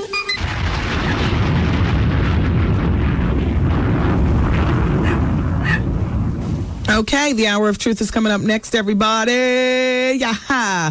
We'll talk about Janet Jackson and Beyonce and Jamie Foxx. We'll re-judge over Heather Locklear and Richie Sambora. We can talk about Halle Berry and the pending pregnancy, allegedly. I'll tell you about my run-in with Puff Daddy last night. We can talk about whatever it is you want to talk about, including advice. It's an hour open for whatever. 866-GET-WENDY. So at the top of the hour is the bonus. 107.5 WBLS, New York. She's a mother. Hey, Mommy, happy piece of gum. Here. Oh, don't drop it on the floor. Germs. She's crafty. I know how to paint. I can sew. I do a little cooking. She's a singer. Struggle. In and out. Ups and downs. Put that where? Back there. She drops it like it's hot. Brown juice in one hand and get right in the other. She has Tourette's moments. Although I do have to be honest with you, the last time that I went, Dame Dash! What did that have to do with anything? She spazzes out. No, you didn't tear up your 40-something-year-old body! No! She's gangster. Anybody who tries to get in the way is going to get rolled over. She's the queen of all media. Wendy Williams. Since you've been listening this far, we're going to throw in a little bonus hour. You ready? How long is this bonus hour going to last? I'm getting addicted. No, let me tell you. I love this extra hour. Everything is organic here on the bonus hour. Yeah, baby. Hey, yo, check this out. It's Wendy, man. Here it is. It's the bonus hour on the Wendy Williams Experience. 107.5 WBLS, New York. Hey, everybody. I found out some really great news today that it's, you know, on our cell, just please say yes. We're going to have the best time. So my best friend, Lisa Carnegie, whose mother, my honor cell, is we're not related by blood, but honor cell is my mother's, one of my mother's best friends from when they were girls. They knew each other before they all got married and all like that and all through. And so, Lisa called me earlier as I was driving to work, and she was like, "Where do I get? Who do I get to cater? You know, for Thanksgiving? You know, she's coming home. She lives in Virginia now. It's going to be her mom and her brother and her, and she has a bigger family, but you know they're going to be doing something different. So this is a rarity, like where Lisa's going to be home, and it's only going to be a small little crew at her house. Her brother Kippy, my honor cell, her mom, who also happens to be my sister, my big sister Wanda's godmother." And then Lisa. And so I said, well, why don't you come to our house? The holidays aren't going to be, because I usually do have Thanksgiving for my family, but it's going to be considerably pared down because my sister and her family aren't coming up from Miami. So that's 4 people not there. And anyway, so she said, you know what? We might do that. I was like, yeah, Lisa, we can have our drinks and we can giggle. And you, my mother, and Aunt Marilyn can sit and giggle. The 3 of them, they're girls. They all went to Newark State Teachers College, which is now called Keene College. And then my mother and Honor Cell were online together to pledge AKA, back in the college days. And, Honor Cell was the go-to girl. And Aunt Marilyn, too, when my mom met my dad. And when Aunt Marilyn met Uncle Lloyd. And then when Honor Cell got married. And, you know what I mean? So I was like, yeah, come over, Lisa. This is going to be great. So holidays are going to be really great, or at least Thanksgiving, Well, when we hung up earlier today, she said, let me call my mother and ask. Honor Cell, just say yes. We'll have the best time. We're only right around the corner from each other, practically. I feel like I'm trying to catch a cold. I feel so stressed out. I feel worn down. How do you guys feel? The holidays and stuff. Are you feeling that? It's not really the holidays. I guess that's just the excuse. Just busy. You need to bring us some of them turkey wrap bacon things you be making. Yeah, my chicken livers and bacon. Yeah, I heard you talk about it the other day. Yeah. Sound good. And I'm trying not to drown in food. There's a lot of stress going on in our little household right now, the Wellington Carringtons. There's a lot, it's like stressful, And he's holding up, and we're, trying to be supportive and, all that other kind of good stuff. While still navigating through, whatever. Everybody's got problems, right? Shut the hell up, Wendy. All right. Stop screaming at me. Oh, my gosh. Well, don't you hear people screaming? Well, you talk to yourself, but you answer yourself, too. My gosh. That's the sign, right? I hear the war. There's always a war in my head. So I ran into Puffy last night at Cipriani's downtown. We had dinner. Yeah. And we had dinner with another couple, business and friends, all wrapped up in one they are. So the 4 of us had, reservations, Carrington, Wellington, for 4. Mm-hmm. And so, that's not really my kind of place. First of all, the lights are too bright. It's really on blast. But I saw Antonio Banderas. He was actually, I kept nudging him. He was, he was sitting, I guess waiting for a table. I don't know what. I was trying to stare. I was trying to be cool. Things like that happen every day. I'm not going to turn around and stare. And Jamie Lynn Sigler DeScala, now back to Sigler, Meadow Soprano. She was there, looking cute, happy, fresh face, laughing. She was with a girlfriend and an older gentleman. Neither one looked like her date.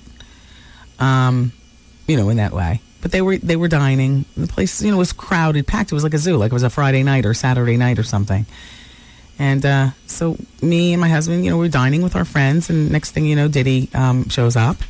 And he went inside. I don't know who he's eating with. I think he was eating with James, was he with you? James McMillan was there. Do you know Londell McMillan? There's a whole bunch of black McMillans who do attorney law. And it turns out he's not related that he knows of. But he sent over a bottle of Cristal, and I had already had quite a few white wines. And the calf's liver cooked to perfection, like usual. Broccoli rabe and some calamari. What I like about their calamari is that the skull is big and it explodes in your mouth. And the sauce. That's my favorite part of calamari. No, you know what? I can even back off of the red sauce. I love to squeeze it to death with lemon. And the rings, I like the rings, but sometimes people tend to cook the rings rubbery. They don't do that at Cipriani's. They're actually, rather good. But my favorite pieces of calamari are the tentacles and the skull. I just love to, but that's like when I eat Little Necks too. I love the explosion of the bellies in my mouth. You know what I mean? So I'm eating and exploding and drinking and laughing and exploding. And so Diddy comes on. I gave him the hand wave. I didn't want to be all, want up high, like love, because I know what we do here on the show. I drag you into it. Notice that we. I know what I do here on the show. I know what he does to me. And what he tried to do to me, too. Ooh. But at the end of the day, and I will not be soft when he comes in here. I promise you that. But this man can charm the pants off Art and Shaylin at the same time. Shaylin's one of our interns, but I'm just saying he could charm the pants off anybody. And I don't mean pants in a literal form, but I'm just saying he's extreme. And I know he's been around for a while. He's really polished his game. He really, the art of the schmooze, he owns that. So he comes over. He didn't take the hand wave, and then I thought he was going to hand wave me back, and then that's it. Everybody's looking, Diddy's here. You have to understand, the place explodes when Diddy comes in. Oh, yes. Antonio, whatever, this is New York City. Diddy runs the city. You don't understand what I'm saying. So the place explodes, like you see neck snapping. And so I finger wave. I'm not trying to get in the way of his fabulosity. So I, finger wave, and I figure he's going to finger wave me. He had on crushed velvet suits, nice crushed velvet Gucci loafers, the obligatory sunglasses, the whole bit. And he's walking by himself. I guess security was not far behind, but they did not. It looked like Diddy comfortable. I'm amongst other people. I'm in the famed Cipriani's. You know what I mean? And so I finger waved, and he finger waved, and then he stopped. Oh. And he, excuse me, because it's like wall to wall. You're like right next to each other. The place is no bigger than a shoebox. Navigating his way through the chairs, comes over. We do the kiss. We do the guys do the black man hug, hold, pull in. We exchange pleasantries. He once again talks about, and the whole time I'm like, you are the devil. Damn, you're charming. You are the devil. You gotta love this guy. Oh, yeah. You are the devil. Will you take me home? Oh. No, but you know what? You're the devil, Puffy. But damn, you're charming. You cannot hate on that. Like, you know what I mean? But I will not, I repeat, not be soft when he comes in. And he knows that. I talked about running into his mom at Mary J. Blige's thing. I told him that I want, Daddy's Rich. He's got that on some of his new Sean John. He goes, what size? Like he's making a mental note, of which I figured he'd forget about it right away. But here I am reminding you. And Nicole called over there, and, that she's on it. He then said, my CD comes out, at the first of the year, and I'm going to make good, on my promise. I'm like, yeah, whatever. You're the devil. Smile one time and then go ahead back to your fabulosity. So after he walked away, I felt the soul glow. Uh-oh. You know what I mean? Like now all of a sudden he's in there, so you can't really see him, but you're lingering. Well, who the hell is she? Yeah. You see what I'm saying? I got residual supersize off that. Because I was just sitting there minding my business. I was with my friends and my drinks and my, skull, Love it. So now all of a sudden I feel all eyes. But I didn't like that blast off. Like I didn't have sunglasses or anything like that. It's just weird. So I took my hair and I veiled it and, put my head down and continued to eat. And then I said, wow, I'm probably supersizing myself even more because I won't look up and look directly at anybody. You know what I mean? Then I found myself leaning on my elbow and blocking the side of my face and talking to the rest of my party like this. Next thing you know, I swear to goodness, not more than a minute and a half after Puffy leaves, and now I see, okay, you can't see Puffy anymore, but now you're looking at me. Next thing you know, a bottle of Cristal comes over to the table. Oh, and the maitre d', because the place is so, or the champagne man, he's got to hold it up in the sky as he brings it over because it's crowded, and you got to say, excuse me. He brings it over, shows the label. I'm like, yeah, I know Cristal, pop bottle. Who's this from? I'm not paying for this. You know, immediately I get into my zone. Like, You know, I didn't come here for all this. Bottle of Cristal at Cipriani's. Bill comes back $800. We're not celebrating nothing. We're meeting on business up in here. Yes. Then it came with a secret note. And the secret note, yes. I actually saved it and brought it here because I wanted to be sure I got it right. Said, it was a pleasure meeting you. And for a moment there, as I'm reading it, I'm stopping. I'm like, Wendy, please, in your secret life, don't start any mess up in here. Who is sending this champagne? Please, no, I don't want any exes, like nothing crazy going on. I'm not even thinking Puffy because it's a pleasure meeting you. Please, we're old friend enemies. You know what I mean? Yes. It's a pleasure meeting you. Sorry, I couldn't join you for dinner. And I'm like, no, I will not be swooped down on by some kind of crazed ex up in here. Oh. I look forward to... And I thought it said spanking you. And I'm like, oh my gosh. Speaking with you, it says, in the future. It's from James McMillan. Yes. The young attorney who's an entertainment attorney who I had never met until last night. He came in and came over and all like that. So I got the Diddy and I got the Cristal. I mean, you know, it was what it was. Anyway, so Puffy said, you know, he'll be here. I'm not holding my breath. You guys don't hold yours either. We'll just, you know, that's the devil. He's charming. Then we went to Nia Long's party. I saw Lala over there. I like her. I asked her if she and Mello, that's what his friends call him, Mello. He's been on the show before. I can call him Mello, right? Yeah. I feel more comfortable calling him Mello than Puffy Diddy. He's been to the Laugh Factory. Yes. Mello sat way in the back, right? Yeah, with his boys. Mm-hmm. Melissa Morgan will be up in there tonight. All right. It'll be a lot of fun. Wednesday. Anyway, so Lala, who's a fan of the show, and we like each other as women, you know, doing it for ourselves. And so, you know, we chatted, we took a picture, and I said, you know, I want you to come up to the show. Come on, you know, you got a lot going on in your life. Congratulations on everything. And I'm happy for her love.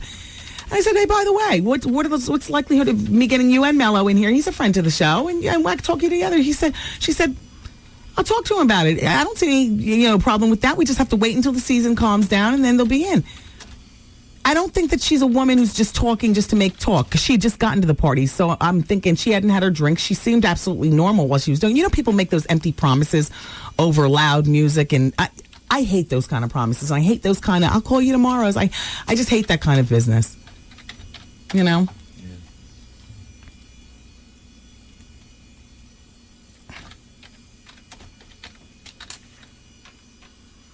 So the opening scene of Get Rich or Die Trying, apparently it's a chaotic robbery. Does that open tonight? Yes, it does. It's Wednesday? The opening scene is a robbery that ends with Curtis's, 50's character. Don't tell them. You tell them the plot. No. You tell them the whole story. Being shot 9 times. Oh! She's telling this plot. Well, she ain't going to see it. So no, and then everything. Yes, I will. I want the BL. I'm down with the BL. Oh boy! But anyway, and then the whole story backtracks to how why he's laying there in the blood. I didn't say too much. That's not bad. No, that happens in the beginning, actually. Yes, it's the very beginning. It's the opening scene. Okay. I know you don't love me. That's my joint. I saved that for the block. You know, you got your block song? You know, when you want to pull up and be cool? I can't believe I still do this. I swear. I didn't think that I'd be this way at this particular point in my life. You know what I mean? But I still got a block song. Do you know what I mean? Turn it up. Yes! You know the block song, Goose? Hey, Art, you got a block song? Like when you're in your car, you know, Lexus and sunglasses? What? What's your favorite block song right now? The song from the first 50 album called Heat. With his gunshots. Yeah? Usually my opening at the comedy club. Yeah. Mm-hmm. That's your block song. Love it. And my block song is I Know You Don't Love Me. Yeah, that's not bad either. That's hot too. Yeah, but I'm just saying. No. No, I thought I'd be so different. No, you're right. I thought Kenny G at this point would be my block song. The Best of Anita Baker. I did. You're hip hop. Oh, and you don't stop. War in my head. Wendy, I don't know if you heard yet, but a tape has surfaced on the internet that shows Foxy Brown chasing Eve down the street on West 56th Street. Someone emailed it to me last night. The tape is dated December 1999. It's amateur video recording from someone's camcorder. It starts off showing Eve running down the street faster than FloJo. Next thing you know, crazy-ass Foxy Brown appears in the frame, chasing Eve at full speed. You can hear the white lady in the background saying, "Oh, my Lord." Then the man who was taping, who's also white, says, "She's going to clobber her." Wendy, this footage is pure comedy, classic footage. It looks like an episode of Cops or something. These two guys finally catch Foxy and hold her back. Then she starts screaming, "I told that bitch if I ever see her, blah, blah, blah, blah, blah." Wendy, you got to see it. I have never seen two females in high heels run this fast without falling. The clip runs about 4 minutes. At the end, Foxy pulls out a comb and starts putting her weave back intact. It's hilarious. I never fully understood what the beef was between them. I think it's something having to do with corrupt. Whatever it was, it's a pretty serious scene. Can you please have someone email it to you on the air? That's from Linda. Linda, thanks. I should probably have it in the morning. Oh, great. Yeah. Somebody email Art. What's your email? What do they do? Or Nicole at WBLS.com. Okay. Yeah. She'll forward it to me. What is that, an MP8? MPEG 4. And a Henpeck 4? MPEG 4. Oh. Or it could be WMV. Yeah. Oh, she's over my head now. yeah, you over Art's head with the computer talk. Yeah, well, was he messing around with corrupt at one point? It could have been way back in the Philly days. I don't know. There's been a jealousy there for years, though. Wow.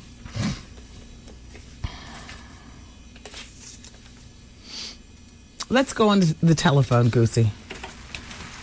Hello, hi, it's Wendy. Hey. How you doing, Wendy? Good, welcome to the show. Oh, I'm all right. Listen, Wendy. I checked out Curtis 50 Cent movie today. Yes? It was pretty decent and everything like that. It was pretty decent. Good. This is Slay Lady. Oh, hey, Slay Lady. How you doing? And another thing I want to tell you, Wendy. I had went to the play to see Cheetahs. And you know I hollered out, "How you doing?" You know I holler, "How you doing, bro?" Yeah. And he just stopped and looked, and everybody started laughing in the crowd. Wow. I said, "How you doing?" Oh, we're I don't want to call his name, but you know who it is. Yeah. So how you been doing, Wendy? I've been doing good, Slay Lady. Okay, so I'm not going to keep you. Well, thank you for calling and happy damn, I don't want to. Yeah, I don't want. Take care. Bye. Oh, I almost said it. I don't want to get wrapped up in that. Hello? Who this? Hello. I remember I called my brother when he was in Virginia State, and this is when he didn't have a phone in his room. It'd be like the group phone in the hall. I called one time. It was just funny, just this one incident. I called him, "Who this?" I said, "Can I please speak to Tommy?" "Hi, how are you?" Hi, Wendy. Good. Hi. Hi, this is Dee from Brooklyn. Hey, Dee. Nice to have you here. I want to say that you give good advice, but has your son learned how to say testicles yet? No, he still says nuts. Oh, but if he could say Beyonce, he could say testicles. You know what? But we use the word Beyonce in the house more than we use the word testicles. Oh, okay. Yeah, we say nuts. And one more sort of... I know. You're the lady who got on me about that before, didn't you? No, I never did. Never okay. called. I always thought about calling, but never did. Yeah, it'd probably just be easier for him to say testes. He doesn't. He doesn't use syllables. The S syllable is difficult for kids of that age. And Wendy, one more thing. Okay. You know how they give the cuckoo sound to some of your callers and interviewers? I know. Yeah, that's right. Yeah. But, no offense, but you're just as crazy as they are. I try to tell you that. Who's denying? Okay, you take care. Have a good one. Take care. Bye-bye. Bye. Yeah, this is a show we're all navigating our way through life. You guys are crazy. I'm crazy. You all have problems. I have problems. Hey, you're not perfect. I'm not perfect. We all love to laugh. That's what we have in common. Hello? Hello. I'm trying to speak to Wendy Williams. Speaking. Hi, how are you? Wendy! It's Wendy for real. Yes, how are you? Wendy, this is Teresa James from Yonkers, New York, that chases to you to all affairs. Hi, Teresa.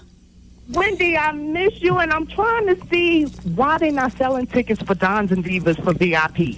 All the years I've been there. It's not happening. First of all, the tickets aren't on sale at all yet. Yes, Second of all, there will only be a limited number of tickets for sale because the rest are giveaway. I mean, but I think killing me. No, but you know what? I understand that you like the exclusivity of being able to buy, and you're a woman. Right, you know, and I always get a table every year. This is my fiesta for Christmas. Well, here's the thing. Okay. I thought that this was great. Face Down Entertainment and Question Mark Entertainment, the two guys who were throwing it, have decided this year to give away the majority of the party and still have it as fabulous as ever, but to give away. And I thought you would really like that. Yeah. But there will be a limited number of tickets available, and I won't get what, Art? And if you want, okay, if you want information about the limited amount of tickets, email Nicole at WBLS.com, and then she'll take it from there. Okay. Nicole at WBLS.com, and she'll take it from there. But I don't think she has that information right now because Dons and Divas is December 22nd. Yes. So probably a month out. Because what is today, only the 8th or the 9th or something? I'm trying to work on it now. Yeah. That's what I like to do ahead of time. Yeah, Nicole at WBLS.com, because you will still be able to, purchase if you want to be guaranteed being in as opposed to, calling up and winning and stuff. And which y'all haven't started, but I've been trying to call, and I'm surprised I got through today. Well, here's the thing. The whole Yonkers is going to be there with you there. And I'm from Yonkers. Come on, Mary. I know Mary, the Locks. The Locks. I have to represent. And I got to tell you something, Teresa. We've just begun to announce, who's going to be. I mean, by having Mary, it's absolutely fabulous. But and the Locks. But man, oh man, you know how the Dons and Divas are. You've been there so many times. Yes, I can't miss this one. Yeah. Well, just keep in mind the information I can give out. This year it's the black affair, so you wear something black, and there's 5 hours open bar to the entire party. Right. There will be treats in the VIP. Right. And this is the ultimate grown and sexy party. Right. And this year it's in New York City. I can't say where yet, but I can shout out to some of our sponsors, including the fabulous Razak hair care products and B&B Jewelers in Wayne, New Jersey. Demetrio Furs is back on board. We love them. Yes. Armadale Vodka. Thank you, Dame Dash. Courtesy Lincoln Mercury in the Bronx. What are you going to do for everybody that always goes VIP and purchase their tickets? That's my question to you. Well, I mean, just stay listening to the show. Please email Nicole, and please be patient with the situation. Okay. If not, I'll see you at the WBLS the 17th. Well, you can go to both because BLS is the 17th, and then mine is the 22nd. Right. I'm trying to make both of them. Exactly. I want to make both Christmas of them. party with the purpose. I might just make one of them. Teresa, you're putting too much pressure on this situation. I'm starting to scratch. I love you. I've been supporting you for years. I ran after you when you went to Philly. I have pictures and all. Oh, Teresa, you slay me. Yes. Thank you. How's your family and everybody? Everybody's doing well. Good. And yours? Good. All right. Well, if I don't see you, Dons and Divas, I'll see you at the 17th then.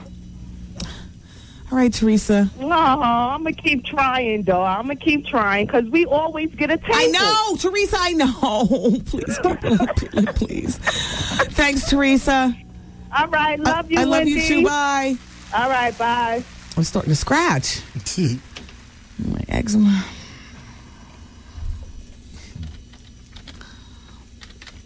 Is little Nana having that skating party on Friday? Oh, she just had it last Friday. How was it? It was off the hook. It was nice. It's nice. Ugh, the pressure. You have allergies? No, I'm trying to fight a cold. Don't you see what I have in my bag? Look, I think maybe I've overdosed on coldies. I mean, on Airborne. I'm about to mix another cocktail. No, don't do no more Airborne. Just relax. But look, the cold is not here yet. It's only allergy form. You know how bad it gets when it gets the cold form. Yeah. Just drink plenty of orange juice. That gets me to scratching the eczema. Oh. Yeah, orange juice, sauces with acid. Just in my mind, I feel as though I'm partially allergic. So can you take vitamin C? Oh, I'm good, Goose. I'm a mega woman from GNC. Oh. Yeah, exactly. Every day I mega woman up. We have the vitamin bar. My kid chews the vitamin gumballs. You know what I mean?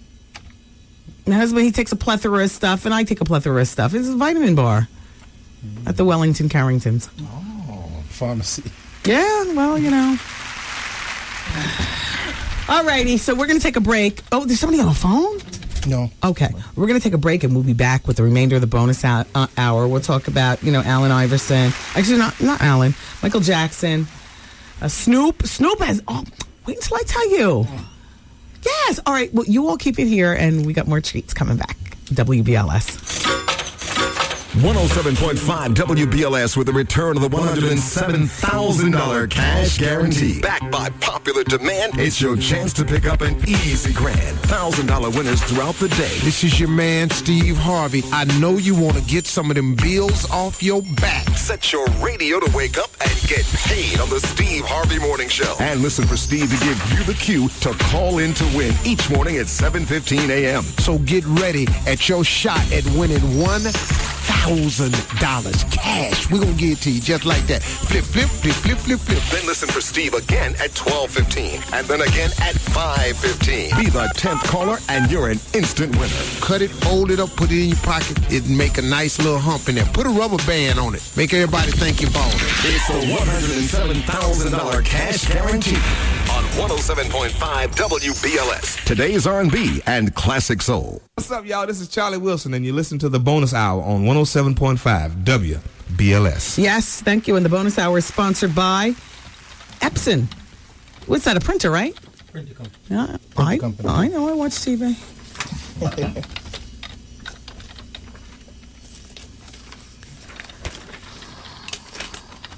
So, the mobile that I was trying to describe that Puffy rolled up in? Turns out that the mobile is in the news. This just in. Oh.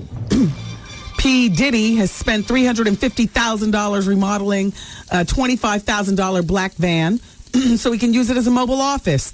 The Chevy Express 3500 now boasts 6 TV screens, handmade cream leather couch, a wine cellar, monogrammed wood flooring, and an audiophile class sound system. What is that? Audiophile. Audiophile. Is that what it is? Really crazy. It says auto. Is that different than audio? Audiophile. Is that what the DR period has in his car to make beats right outside on the sidewalk? Remember he used to make us some dope beats? No, he just has like a laptop. Okay. The customizer says that all the amenities are in there, including a full wet bar, a wonderful refrigerator, and all the seating you can imagine. Fabulous. Well, I saw him pull up in that last night.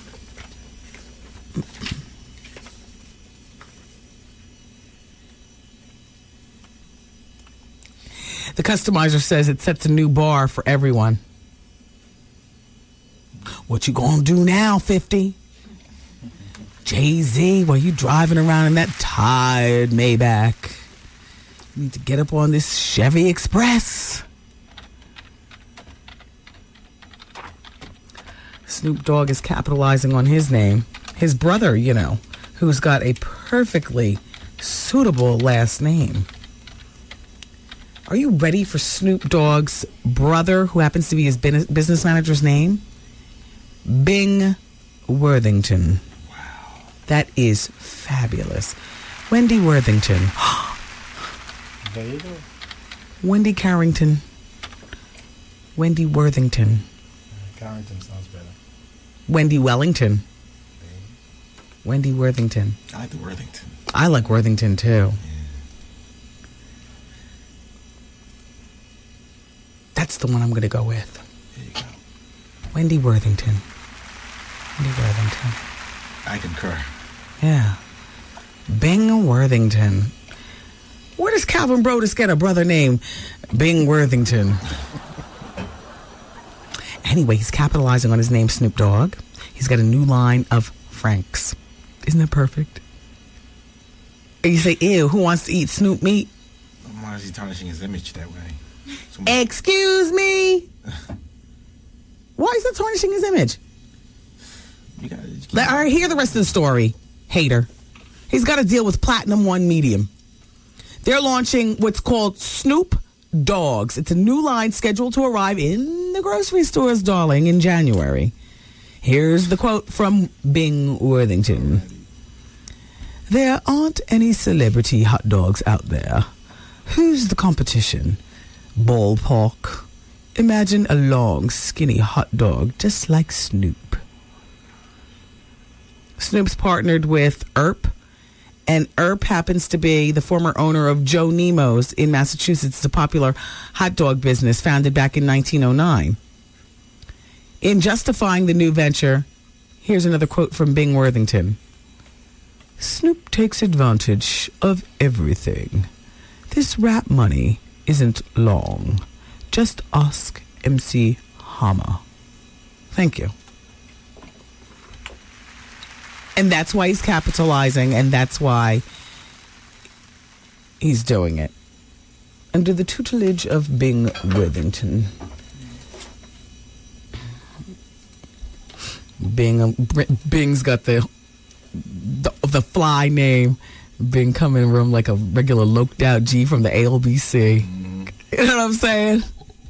Needing the full-blown jackhammer drill. Exactly. Wendy, I need some help, girl. I've been married for 5 years and I love my man.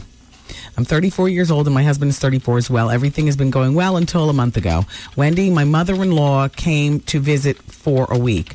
Wendy, to make a long story short, I came home early from work one day last month and I caught my husband in bed with his legs spread open. Oh, snap. While his mother was spreading ointment on his... Yes. It's been a month and I just can't stop thinking about it. What can I say? What do I say? I haven't had sex with him since that had happened. Wendy, I don't want to be touched by him. My question to you is, do you think I'm overreacting in this situation? I'm about to break up with him. Wow, she's saying break up, but they've been married for 5 years. No doubt they're kids. I got to tell you something. I could never... I'm with you. I'm with you. Now, they weren't having sex. That's not what she said. But at 34 years old, this is like the ultimate mama's boy. Like, I don't know whether it's the mother with some sort of, sickness. She can't let go of her own son and, how do you explain that off? Can't.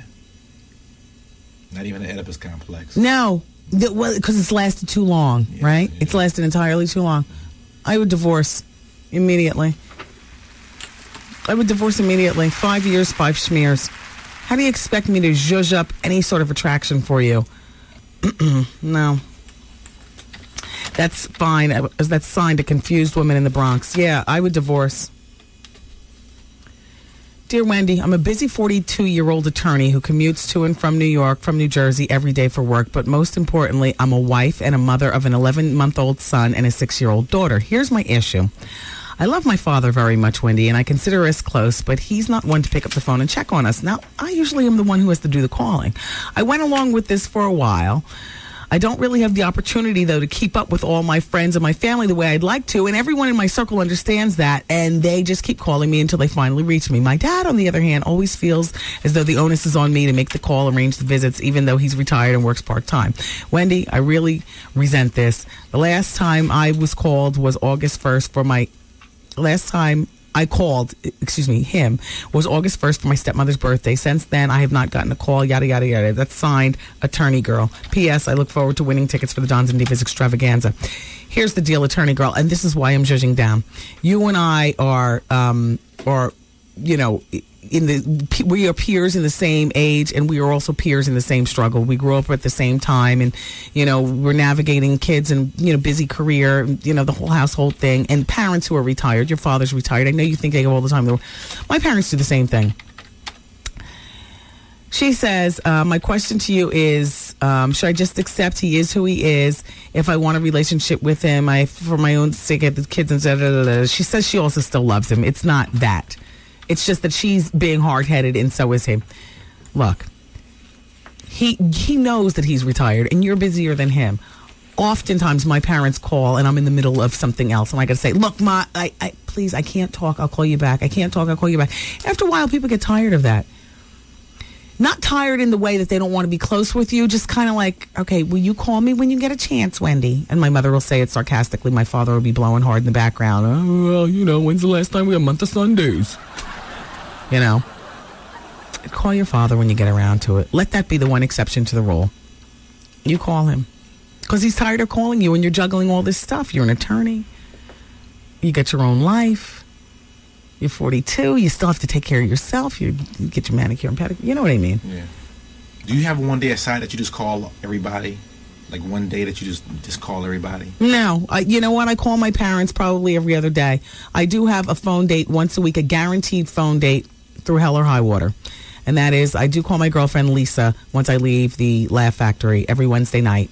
And she is my phone buddy as I drive home. Or if I'm not driving that night, as I'm driven home or whatever. She's my phone buddy. And we talk about the week. Or it's for no other reason other than that I'm up that late and not in the house dealing with something else. Because I don't know. Anyway, that's our phone date, whatever. But no. I talk to my family a lot. I talk to them in like 15-minute spurts, 5-minute spurts, 45-minute spurts, like that. A lot. And I usually am the one who does the calling to nail down the conversation, whereas they call and I'll say, can I call you back? Can I call you back? Can I call you back? And I would get tired of that too. But they understand, you know. Yeah. You know, so I do most of the calling for them. Joey Buttafuoco is selling ice cream, you know. Yes, he's working for craft services with the ice cream for Desperate Housewives and Crossing Jordan. It was in 1992 he became famous with the Amy Fisher saga, his wife Mary Jo Buttafuoco.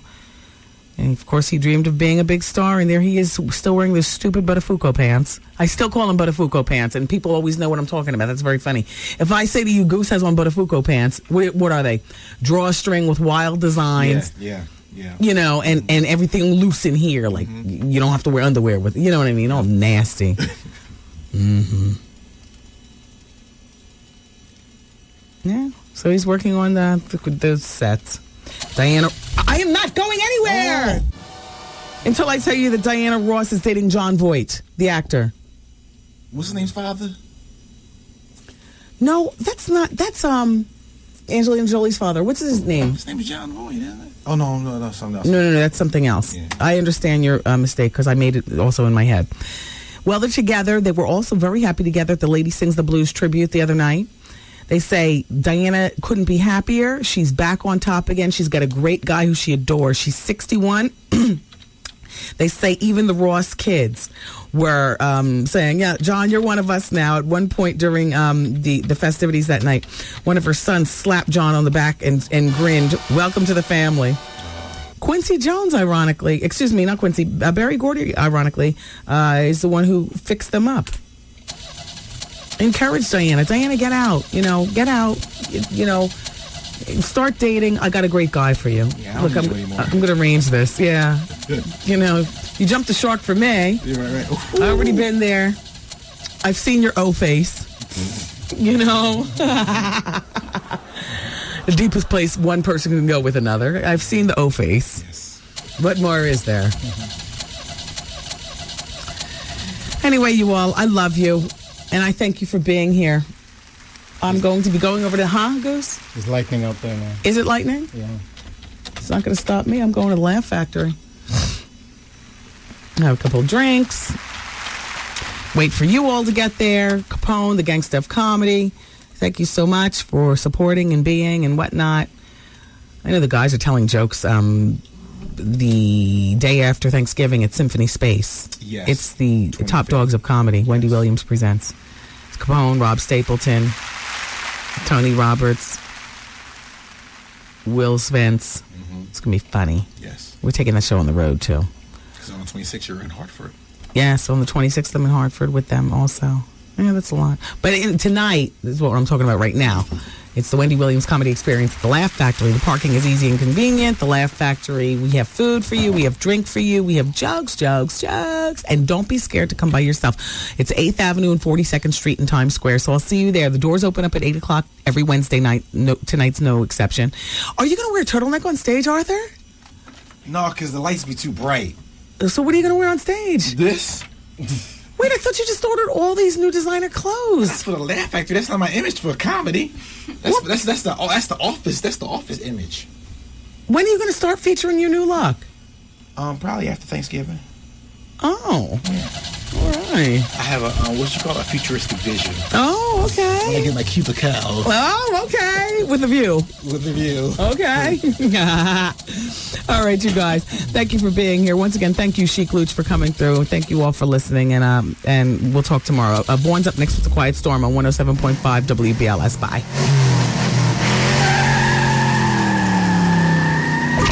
The Wendy Williams Broadcast Day.